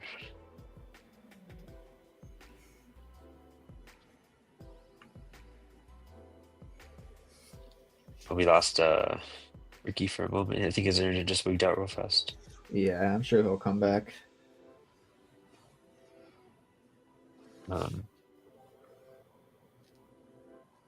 Dude, I have not like actually inked like any of my Inktober stuff. All I have are pencils. There we go. We got Ricky back. Yeah, sorry about that. There we all good, boss. It's funny. I feel like there's always a learning curve for new people on the show, and it's the same things over and over, especially when it's mobile. Like I wonder if we should make a checklist, um, Max and I, like on how to flip the Yeah. camera and like doing certain stuff. You know what I mean? It's like stuff we know about that we need to just forewarn. Like, it's kind of funny. That's Yeah, on nah. us. That's on us. And oh no, cause like I didn't even realize. I was like, oh, the phone went dead. Okay. Yeah, I knew it. I was thinking like his phone probably died. Like, dude, literally, and it's just one of those things. Like the patterns you see in the show are just so funny sometimes. But let's see. Yeah, we're 123 in. Yeah, those Tombos look cool. I don't know what I've never seen those before. Dude, right? These. Oh, you're using Tombow right now? Oh, I love Mhm. those pens actually. It's one of my Oh, yeah. favorites. Oh, Those are dude, good. I love these. These are one of the few pens, and again, these are one of the few pens I've used over the years where there's the green, they're both brush tips because it's either blue one or the green one, and they're really cool. I will say this though, my takeaway from this is that if you kind of have to like, for me, I leave them in my like cup of like pens and pencils face down so that way the ink can always be on the brush, so that it doesn't like, feather or dry out or anything like that. But this pen, the Kuretake, I just started using this, and it's like there's this little slot area right here where you can literally see like the ink, like it'll just move, and it's another brush tip as well. It's just like the green Tombow. And it just gives out a tremendous amount, like really good ink. Like you can zip through. I will use this now that I have a better like grip or understanding how the ink comes out of it, but it it gives a great amount of ink and good quality. So like even after like if I erase like the pencils or anything like this, like it doesn't the remnants will not really like come off. That's dope. I haven't seen that shiitake pen before. It looks rad. Is it Amazon. refillable or is it So no. This one I don't believe is refillable. At least I haven't seen how you can refill it. If it is, I will gladly let you know how that goes. I will gladly test drive that, and I will let you know exactly how it goes. But usually the Tombos, I know it's like, well, once it runs out, it's like you just gotta get a new one. But you can get like a pack of these, and they don't really cost much. nah, You could get Tombow makes what's called a Carapo pen, and essentially it's an empty one of those Tombow brush pens, and you can fill it up with whatever ink you want. that's sick. Yeah, here's mine. So it's refillable. You can get one of those Tombow brush pens that you're talking about, but refillable. It's just this. Oh wow. And then That's cool. you can just take the cap off and then squirt your ink in, and there's essentially a sponge that soaks it up, and you can use it. Oh, is that the gray one? It's got the same tip. No, it's called a Carapo pen. So this ink is my ink. It's Speedball Super Black that I put in this pen. But it's the same tip as that Tombow brush pen that you like. Oh, okay. Oh, nice. Oh, that's cool. Yeah, I just started using a Tombow brush, and I've been loving it. Dude, yeah. So smooth. Because like it's so smooth, and it comes out so like contrasty across the paper, especially like when you're doing like a markers or watercolor. Like those Tombow brushes just work so well on that. Mm-hmm. Yep. The Kuritakes are really good too. This is Kuretake brush pen. This is what Scotty Young uses. I have like 3 of these because I keep destroying them, or like, yeah, because the tips will wear down. But yeah, I like these guys, and they're refillable too. You can get an ink converter, or you just use carts. Nice. This thing, if you ever want something to cover a lot of space, especially when you got like larger like boards or canvases to work with, I found that, listen, my wife is the keeper of like art supplies. So like whenever she gets something from any of her subscriptions, I'm just like, what is that? Where do I find it and how much? And she put me onto this. And I actually saw the comic artist Ryan Benjamin use this, which made me get it. And I was like, okay. And I have the Koh-i-Noor ink in here, and you can literally pop the cap off, and you can fill it up. As you see, you can fill it up with your own type of ink, and it has like those 2 beads that like, kind of like spray paint, but this is really, really good. I used this a few times. I actually have like this really huge Spawn piece I'm working on, so I'm using this to like help cover a lot of black and white rendering. I got some paper from a colleague, from another teacher. He has like a maker space, so he gave me like this red paper, and I immediately thought about Spawn and that oversized red cape of his. So I was like, I'm gonna go with that. That's a cool pen. Yeah, I just use these guys for my black fills. It's just a big chisel tip marker. Mm-hmm. But yeah, I like these guys because I like the ink in them. The black in it is really good. Mm-hmm. But they are disposable. I've got a big pack of them, so it's not that bad. But I like anything refillable. If it's like not refillable and I go through them like super fast, I'm not using it. I just won't do it. So I like those Tombos, and they last forever for me, at least. Like they do, yeah. Same here. Yeah, no, I can Okay, forgive me. Like I can hear you guys, but I can't see who's talking. Who was that?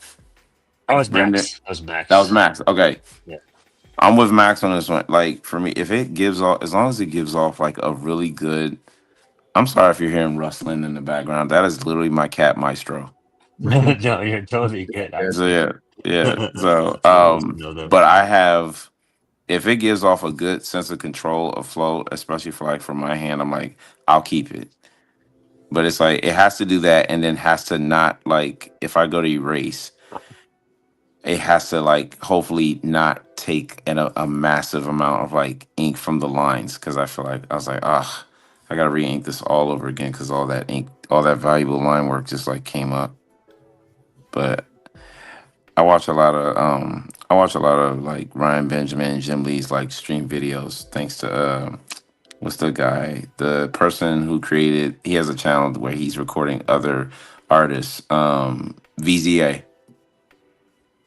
Oh, I He look goes into by, that. oh yeah, so this person name, they go by VZA, and they have a lot of streams of like Jim Lee, Ryan Ben, and so many other artists like drawing, inking, because Jim will stream on like Twitch. And I remember like for an entire year and a half straight, that is all that I watched. And I have one of his books, and he drew, and I know like in the past, like a lot of people like kind of like ream Jim Lee because they was like, oh, he can't draw anime.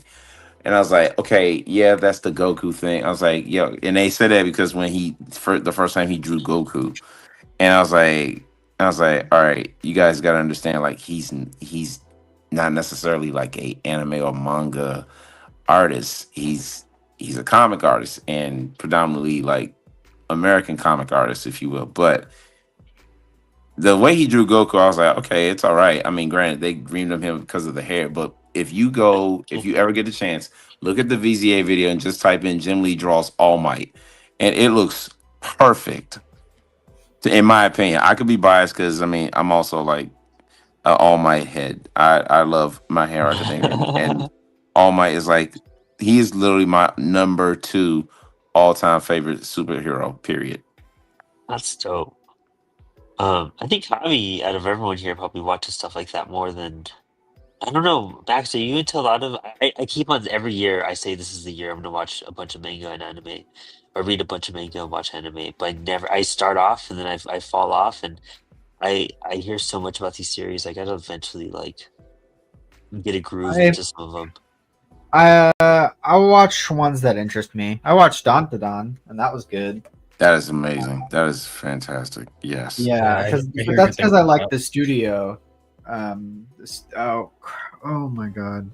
Today I'm just blanking on names. Studios. Oh, Science Saru.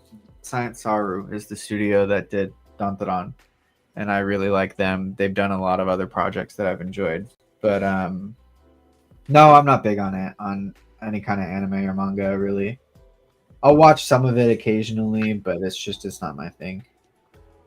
Fair. Yeah, I it's just like I guess other when you're trying to get someone into comics, like you got to find the right thing to get their interest, and then that kind of sparks it all, you know. Yeah. Yep. Yeah, I only got into anime with the release of My Hero because like before then I didn't really watch too much anime or anything Oh. like that. And like I'd seen some classic ones before in the past, but never did I continue or like finish any big animes. So My Hero was the first one that got me hooked, and I was like, dude, this is sick. And like makes sense, like being See? a comic head, and just like My Hero is the anime that got me into it. So Like even Scott Snyder's into some of that stuff because yeah. like he's brought it up before, and I'm like, oh crap! Like I'm sure it's because it's kids and all that, but like still, I'm like, oh wow, it's crazy Yeah. that you're absorbing all. And I mean, that was when Frank Miller like made the big like shift and stuff. Like he did Ronin, and that blew everyone's minds.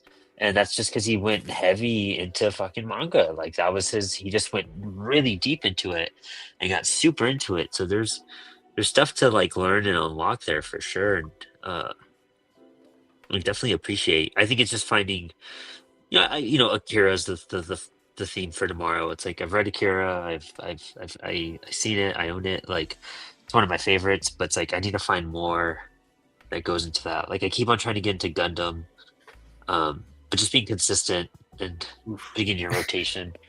I cannot watch Akira. It will literally make me sick. Really? I can't look at for whatever Robo. Actually, no, it's not for whatever reason. When I was a kid, when RoboCop first came out, originally I was like, "Oh, this is great. I love RoboCop." But then as I got older and I realized what I was looking at and what was happening to him, it made me sick. I can't. And then that scene in like Akira where the friend's like hand becomes this like big grotesque thing, and I was like, oh, that it made me nauseous. I couldn't watch it. I finished the movie because I was like, I'm gonna finish this. I'm not gonna be that person. So I finished it, but after that, I never watched it again. Have you seen Ghost in the Shell, Brandon? Yeah, I like Ghost in the Shell too. Yeah, I was can't watch that either. Yeah. No, yeah, I figured you. Yeah, if you can't watch it, Sorry. you can't watch Ghost in the Shell for sure. Even like, dude, like reading Nausicaa, like that's one of the coolest mangas ever. It's so beautiful, like it's insane. And then like the anime is just as freaking astonishing. I mean, Lone Wolf and Cub, freaking epic. You know, like I haven't read a lot, but I've read a good chunk of it because it's so long, literally. One of my Kinda favorites like- for sure is Cowboy Bebop. Love me Cowboy Bebop. Dude. Love it. Everyone tells me I gotta watch that one. And Love I've it. seen You will some.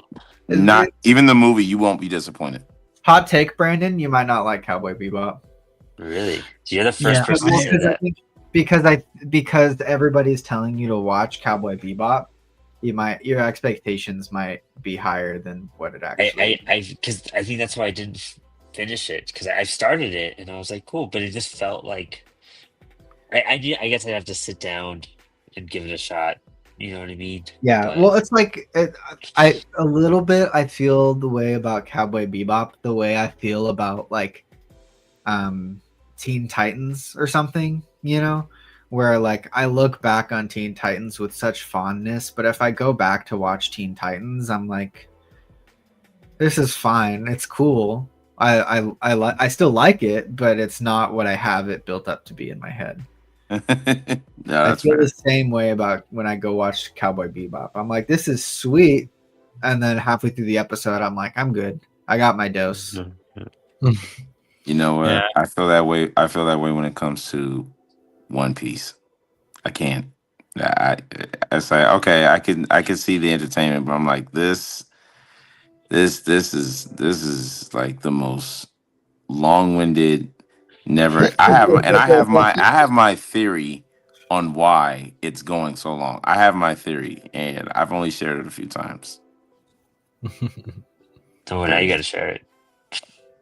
Yeah, I mean, because I feel like the reason why One Piece is going so long is because the creators of One Piece have not figured out a way of what the actual One Piece should be designed like. So they're just gonna keep going until they settle on an idea like, okay, this is the One Piece. Because if you really look at One Piece, they've gone through. It almost feels like they've gone through different eras. Zoro went from dressed as a pirate to then dressed as a samurai to then dressed as a mobster. Now he's in this like color coded, futuristic Astro Boy Power Ranger looking thing. And I'm just like, okay, how old are these guys now? Because they're easily well over like almost 1,200 or more episodes in. Yeah, about so.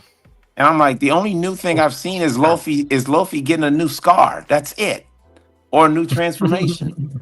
It's like Could the same not be said about X-Men?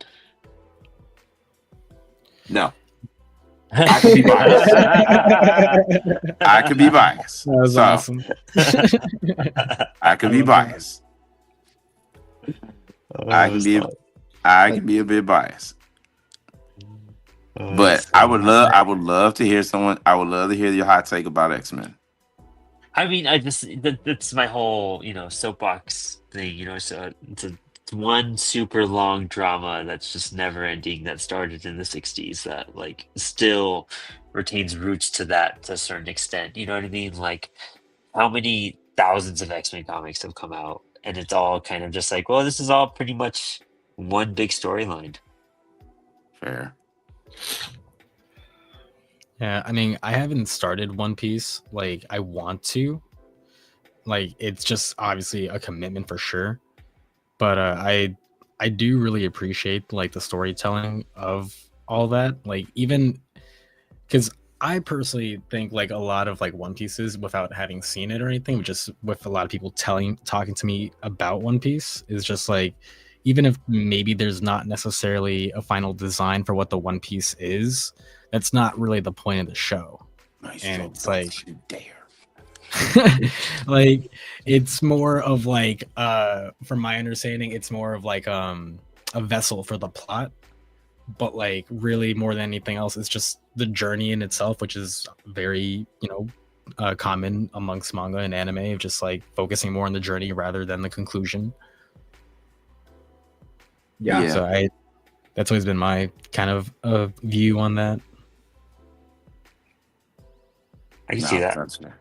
That's You fair. know, one thing I'll say is that I do really admire a lot of like manga artists, technically, and like their speed, and then what they've done for the narrative medium.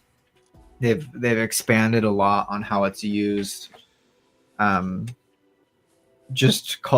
because of the culture and over Western comics, which is kind of, it's expanded and done a lot of different things, but it's majority of the time it's the same. You know, it's Yeah. kind of the same formula, same look. So I don't know. I mean, I I kind of agree with that, Max. Like I mean, you know, what Brandon was saying, like with Marvel, it's just one long soap opera, which sure, like on paper sounds like it's not the same thing as manga then, but it's just every time you pick up a Marvel arc or Marvel volume, it is the same thing every time, more often than not. It's just like a different character saying it. Yeah. I mean, yeah. And you know what sucks about it is like they have both. I think Marvel and DC are very guilty of doing this. I feel like DC is starting to do a better job, but like they have so many good characters. I don't care if they're even a sidekick. I'm like, you have so many characters. I'm like, yeah, no one is like making a new villain or a new like. Tell us about this other person. Like talk about them, and I just really wish they would do that more, because it's like we always hear just the main ones. They die, they come back, they die, they come back again. And it's like, well, wait, what about what about the psychic?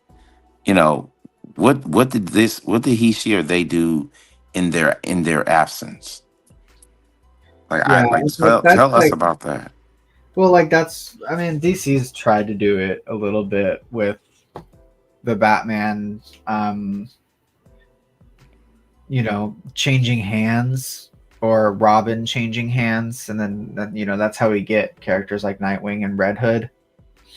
So it does happen, but it's still, I don't know. To me, it's still the same freaking story.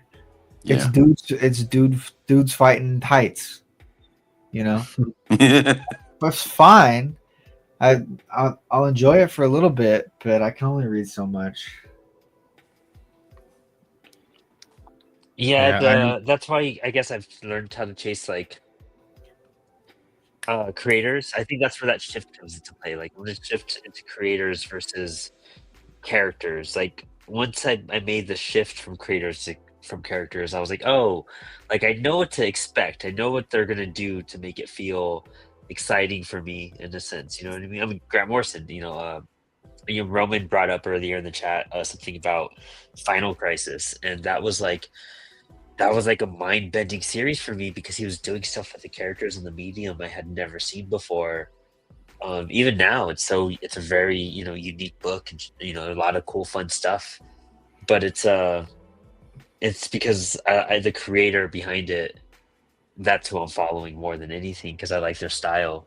I guess it's just like when you like a certain member in a Fiction. band and you follow their Yeah. solo stuff, and you just Yeah. like I got a huge Anthony Green fan, so like I love Circus Survive and his solo stuff and Sounds of Animals and fucking whatever and all his other side bands, Seosin and all that. Like so, it's I guess that's where that shift really to find like the good stuff and the gold.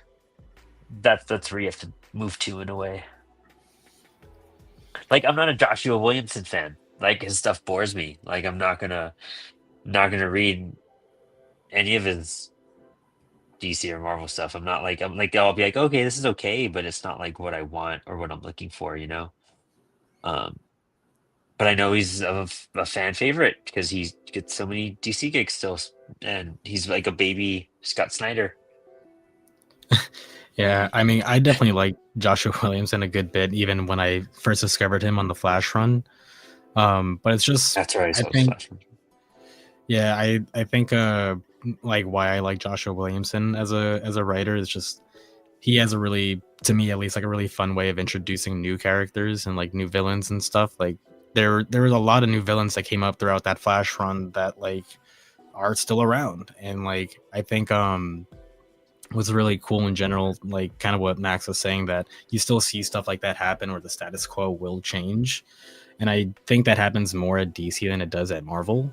Oh yeah. Like, Well, a and permanent change at least. You know what I mean? Like yeah, Marvel shuffles the deck like Alex was just telling me that there's like been like 5 Scarlet Witch series in the last like 3 years. It's all Orlando Bloom, not Orlando Bloom. Who's it? Steve Orlando. Steve Orlando.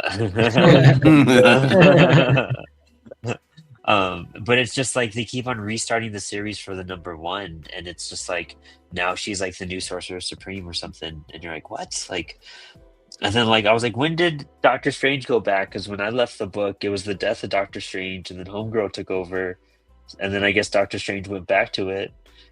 It's just like Thor, where he's human and then a god, and then he's human for an arc, and you know what I mean. I think he's mortal again right now. But Donnie just did that in his run, so it's like I'd Yeah. rather just read my favorite writers take. Someone said at the beginning of this conversation, I thought it was Ricky, to be honest, where it was like it's kind of just the same thing over and over, but just like someone else saying it. I forgot who said that. Yeah. Yeah, and that's the way some of these, the history of comics in the Marvel and DC history is a lot like, actual history. It's like, oh, like every so many years we're going to get this. And so if you just follow like your favorite creative team, you'll probably get those same stories that they try to recreate probably from Jack and Stan originally, you know what I mean? Back in the day. Gwen Stacy yeah, can only die so many times, man. Yeah, and come back. And yeah, like how many Clone Sagas have there really been? Like, oh my god, at this point there's been at least like, I want to say anywhere from 3 to 5 like Clone Saga like titles. I'm just like, dude, stop. Right. I don't know. It's like The Sopranos. It's over. Find another show. That's so funny. I definitely have ventured away from like Marvel DC stuff like in the last couple of years now, where I can't even remember. I think the last thing I was probably reading was like James Tynan's like a Joker run that he was doing. I think that was like maybe one of the last things I read. But I definitely, I'll still follow some of those creators for sure in their own indie projects, or like, as indie as you can be when you're people like that. But like, I mean, James Tynan's like Nice House on the Lake, incredible. Such an amazing read. Or like another James Tynan series, Wind, which is like a young adult book through Boom Studios. Poppy, do you like horror? I do. Okay, you should pick up Razor Blades. It's a James Tynion horror anthology. Yes, I've heard of this. Yeah. Yeah, Razor Blades magazine. Dude, book is gorgeous. I should go grab it. It's so good.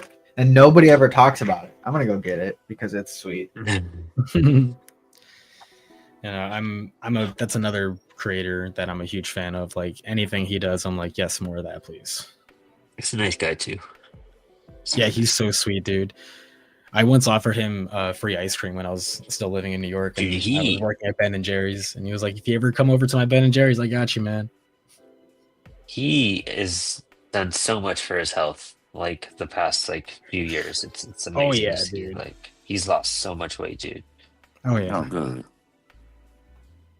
He was a big guy. Like how he was was, like a yeah. Dan Slott or Brian Michael Bendis. You know what I mean? Like All right, I got it. We're gonna zoom out though. Razor Blades, book 1. I don't know if there's a book 2, but I would love it if there's a book 2. Let me fix my freaking. Before you open it up, Max, have you read The Silver Coin? Yeah, I have. Yeah, That's so I read good. the first Another volume great of that. horror anthology. I've got 1 and 2. Yeah. Yeah. I think the guy from Silver Coin did stuff for this. But anyways, Yeah, this is he had a story in there. this is Tinian and Fox and a bunch of other people. But yeah, and it's tiny. It says Tiny image. Onion? Tiny It's- Onion? It's Yeah, it is Tiny Onion, which is Tinian's thing, but it's also image. But yeah, it's really cool stuff. A lot of different styles. There's pinups. There's like interviews. There's all pretty sorts of sick. stuff. Yeah, it's really cool. This is this is Trevor Henderson. He's a really cool horror artist. Yeah, it's all sorts of different styles, prose. That's awesome. I love that. super dope. I've never seen that before. That's this is an interview with Rodney Barnes from Philadelphia. He probably got a big inspiration for this book after doing Department of Truth, because like Yeah. as that series progressed, like a lot of those issues got really experimental. Yeah, it's really here's more Trevor Henderson stuff. But That's- it's really cool. This one's a cool like formalist experiment. So it starts as a 2x2 grid to a 4x2 and then a 4x4 and then like an 8x4. Yeah, That's crazy. Holy crap. Still. it's a good one. It's a big book too. I don't even know. It's a lot. There's a lot in here. Might be the next thing I pick up. You can see That is that a big book. Yeah, it's a big book. It's pretty expensive, but it's not that bad. It's $50. I mean, that's a hardcover. Do How's they that have a bad soft for cover? that? Yeah. It's a hardcover over 400 pages. Yeah. Oh man, if you're getting 400, then yeah, I can that's- spot the 50. Yeah. Yeah, right. Yeah, right. Yeah. Nice. Yeah, they're doing some cool stuff. They were at New York Comic Con. They were talking a lot about like how they're working with this company, and I think it's Brooklyn or Queens, where they're getting this newspaper done, and it's super cool. Like they're really focused on like printing and how it comes out. It was really interesting. Yeah, because Tinian had a big part in Distillery too. Mm-hmm. So Yeah. he is pretty, final product minded, thinking Yeah, about what exactly. it can look like and be like, which I admire a lot. Yeah. Yeah. Oh yeah. Gee. Forgot what I was gonna say, but never mind.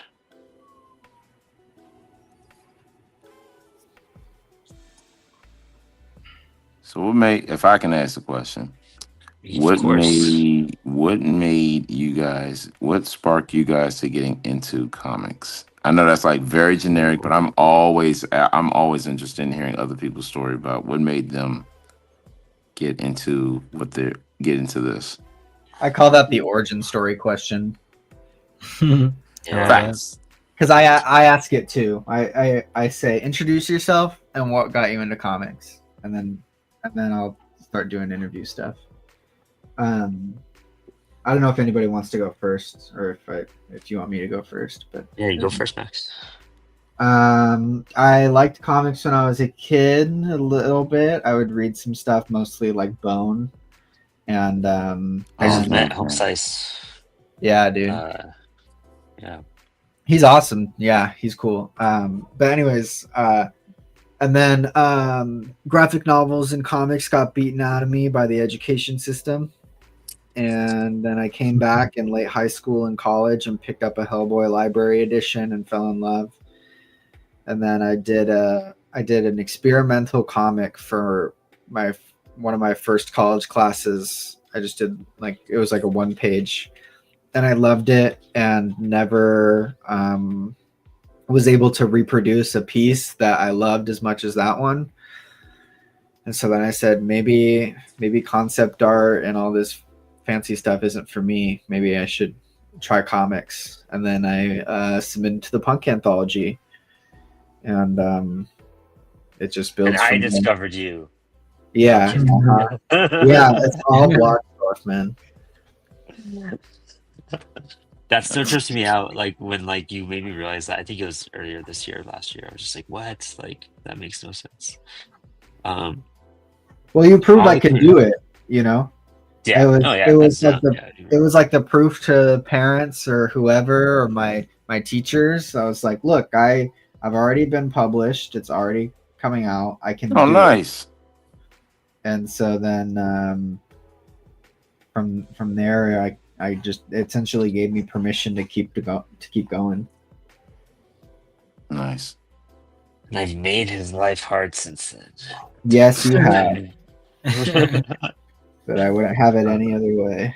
I was just saying, you're not friends if you don't get on somebody's nerves. True. If you don't poke fun at your friends or like piss them off, that's not a good relationship.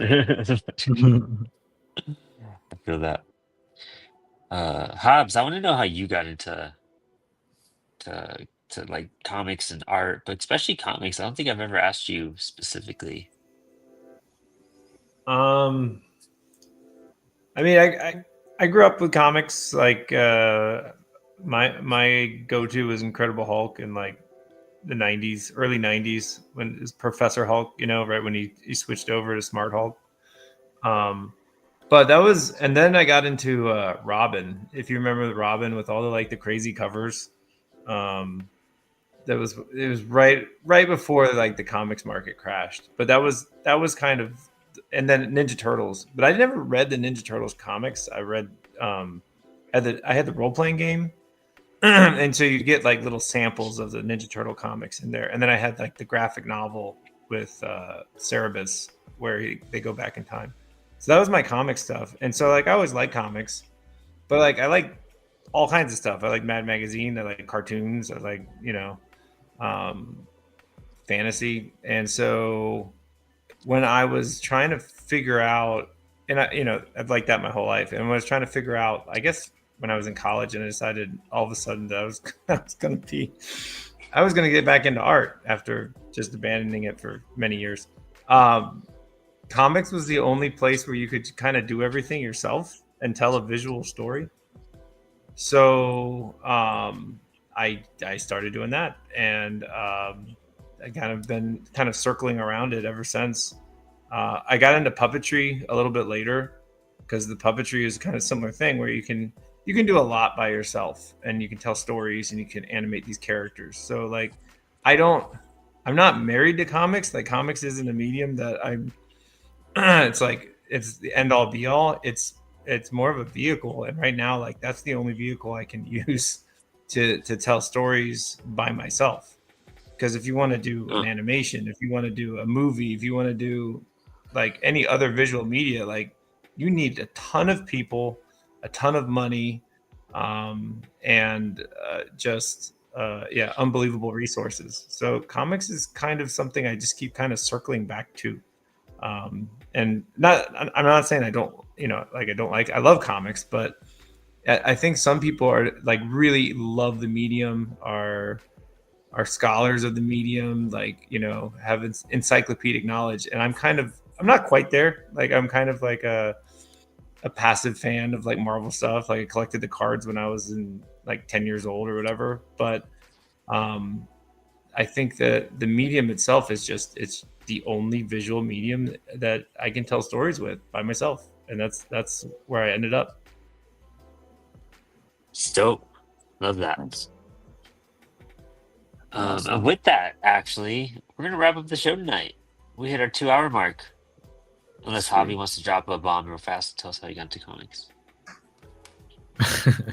I mean, And where we can find him and what he's up to. yeah. Oh, yeah. I'll lead into that. Yeah.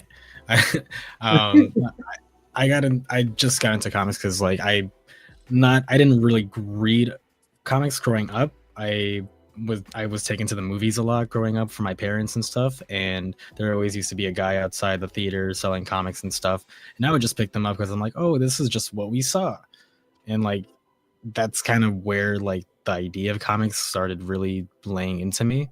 But it wasn't until I was in college when I started reading comics more, just for myself, and I went to my first New York Comic Con, and I would just write for fun sometimes, never anything serious. It's not what I wanted to do. And then I met Fabian Echezia, and like uh, I kind of mentioned at some point of just like, yeah, I like to write and stuff, and he was just like, oh, like what have you written? And I was like, oh, I mean, I just kind of do it for fun. And he just kind of cut me off. And he's like, listen, if you want to like do this, like you kind of need to do this, that, and this and this. And it just like the way he just kind of delivered all that to me just really changed my whole course. I was like, this is what I want to do. That's it. Oh yeah. Nice. Where can And people then, find you? Yeah. Do your side. And you can find me at Javi Blink on Instagram, Javi Blink Art on TikTok. I have a website, javiblink.com. Yeah, check all that out. Yeah, this will be the end of our show. I'm super hyped, Javi. Dude, it's always a blast. I'm so happy you hopped on tonight. It made me so happy to see you pop up in the chat and throw your hands up. But Found you. dude, thank you for coming here and hanging out. And Hobbs, why don't you let us know where to find you, what you're up to, anything special? Where can we find these ornaments that you're going to be making and selling? Oh, so if you're in Winchester, which you are, and I don't think anybody else is, but the Winchester Winter Market is in early December. So like I'm in full gear. I'm like using my my lathe and carving ornaments and painting them and all that stuff. So I mean, I have a website, fuzzbouquet.com, and you can buy my comic Fuzz Bouquet there. And I have the social media, just Hobbsholic. And I'm trying to get Green Knight Street Fight Volume 2 out, but it just came in, and I need to fulfill Kickstarter orders before I start trying to like sell copies of it. So I'm gonna wait on that one. Can't wait to see it. Dope, dude. Of course, always a blast having you on. We'll hang out soon, and next week we'll probably be on the show again. It's perfect. Sounds good. But Ricky, dude, this has been a blast. I'm glad you jumped in the chat to come hang out with us tonight, man. It's always good to have someone new to hang out with us, some perspective. It was cool talking comic book nerdiness with you. It's been a minute since we've gone that hard in the show. But we appreciate Man. the hell out of you, man. Whenever you want to come back, you're always welcome, of course. Oh no, thank you. This gave me everything, especially like, as we all, well, I don't know about everybody else, but like just having like a rough week and then getting to the rest and just have this type of like I live for these type of art sessions. So like the fact that I dude. like, okay, I found one, I was like, okay, when I get attached to something, it's like it's a really good first time experience. I'm like, okay, no, I'm coming back. It's like, it's like your favorite restaurant on your favorite block. It's like I'm coming back. I can eat the same thing over and over and over, and it still tastes like I just tried it for the first time. So no, I thank you guys for. I'm just glad I actually found you guys at, like I said, Baltimore Comic Con. So like that was one of my greatest takeaways to find this. And I had a really great time. I definitely would like to come back. Dude, awesome to hear. We appreciate it so much. And that's why we do it. It's 2 hours every Thursday. And there's some nights where it's rough coming on, or you take some minutes to get in the chair. But once we're all here hanging out, it's a blast, and we got cool people in the chat, and we're all grinding together. So Oh yeah. I appreciate you and your time. So we'll get you back on soon. We'd love to. Yeah. But where can we find your stuff, or anything you have coming up? Feel free to announce.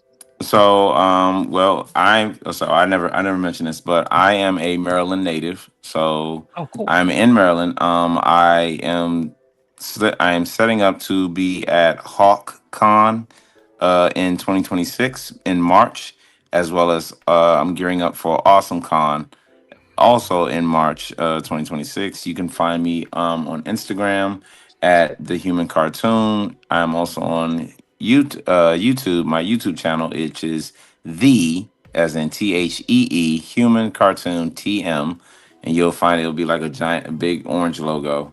Kind of make you might think it looks like a giant cookie, but you can find me there on my YouTube channel as well, and on Instagram and TikTok.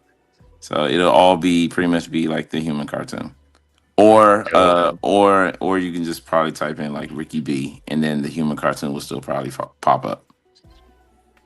Dope, dude. Thank you so much. We appreciate it. And killer job, dude. Awesome. Battle Beast looks great. Look very Scotty Young inspired, it looks like. Oh, Pretty thank sweet. you, thank you. Yeah, no, thank you. I love chibis.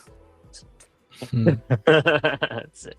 I tried to I just found a quick picture of the one I had on my phone, so I just inked that tonight. So it was fun. Battle Beast was a cool choice for tonight. Yes. I'm gonna finish doing this Kirby one. I wish I could show you guys it real fast. So I got to import it anyways. But this was my Kirby T'Challa that I just started doing, sketching out. Let's see if it does it. There we go. Yeah, this is it right here. That's dope, So working man. on that. Nice. Yeah. And T'Challa took over my seat the entire time, so I've just been sitting on the edge of this chair. Don't meow at me, dude. So I'm taking the hell out. But thank you guys so much, Max. Where can we find you, dude? That's an insane piece you're working on. What's that for? First off, It's for a gallery show in May. It's for the town I'm living in, and this is a 20 by 20 grid, with 35 panels taken out. So it's gonna be, there's 365 panels, and I'm gonna color code it depending on how much it rains here. oh man, that's sick. That's awesome. Yeah, it's gonna be a nightmare. I love Fun, it. and it's a cool piece. It's a little bit of an experiment. So, anyways, and then I finished these up. It's just today's and tomorrow's. But yeah, you can find me at Art of MF. If you want to buy my stuff, go to murderofmagpies.org, and I've got my stuff up on there in the drop down menu. And yeah, I've got Gag. Oh shit, Gag magazine. Please submit. Tomorrow's your last day. I know it's Halloween. I know you have some freaking art, or you just watched a movie and you had thoughts about it. So go write them down and send it to me. I don't care. It's literally so easy. Just send something in. If you submit something, you get a copy. So I've got this running right now, and then I'm also gonna have the Inktober zine, which we're screen printing and hand sew binding, and we're only doing 31 of those that'll ever be made. So I already claimed one. So yeah, I've got a few people claiming them, but I'm gonna put up pre-orders for that pretty soon. And yeah, so stay tuned. At Art of MF if you want to follow along. love it, dude. Thank you so much as always, Max. It's always a pleasure drawing next to you. Just adding some textures now. And don't forget, we have actually everyone, if you're waiting for POD, it's coming to Global Comics. But if you want to hear some tea on Spilled Ink, sign up for Comix.one. We'll be launching some stuff with them and announcing some stuff very soon. So a lot of people already have a Comix.one account. A lot of our creators are already working with them, so it's super excited to hear. But definitely go check out Comix.one. And we have some good stuff brewing in the background right now, trying to get this up and going. A lot of cool stuff there. Ooh, I like this texture that came out of this. It's a little much, but it's fine. But other than that, Inspired Ink, I thought was returning this weekend on Monday, but I didn't schedule anyone. So it's coming back the 10th. Nice. So Lance Lucero is going to be our first guest, and we have like 4 episodes back to back. It's um, and then we have our virtual con that's coming out the weekend of Black Friday. We're teaming up with Sierra Nova Comics for that. So if you want to sign up for a panel, I've dropped a bunch of forms and chats, but if you want one, shoot me a message. I'll send you an invite to apply to be on a panel. So love to have people on there. We're actually doing a Spilled Ink episode Friday of that virtual con. Max, sorry, just letting you know. If you could make that. Probably not, so but it's okay. we'll work it out. It's like at 7 to 9 on Friday, Black Friday actually. So we'll see what happens. We're gonna be booking Maybe. people and getting people on. Yeah, we'll make it work. But then other than that, right now Apollo City Comics has Lost in Tarnation on Kickstarter. Check out our Instagram page for more details on that. We need to get funded, so go hit up that campaign. Support our dude Paul Dieter. And then we'll have Outer Space #3 launching at the end of this year. And then we wrap up the year with Apollo. So check out Apollo City Comics at apollocitycomics.com. And I'm tired, so that's it. Everyone, good night. Sweet. All right, guys. Take it easy.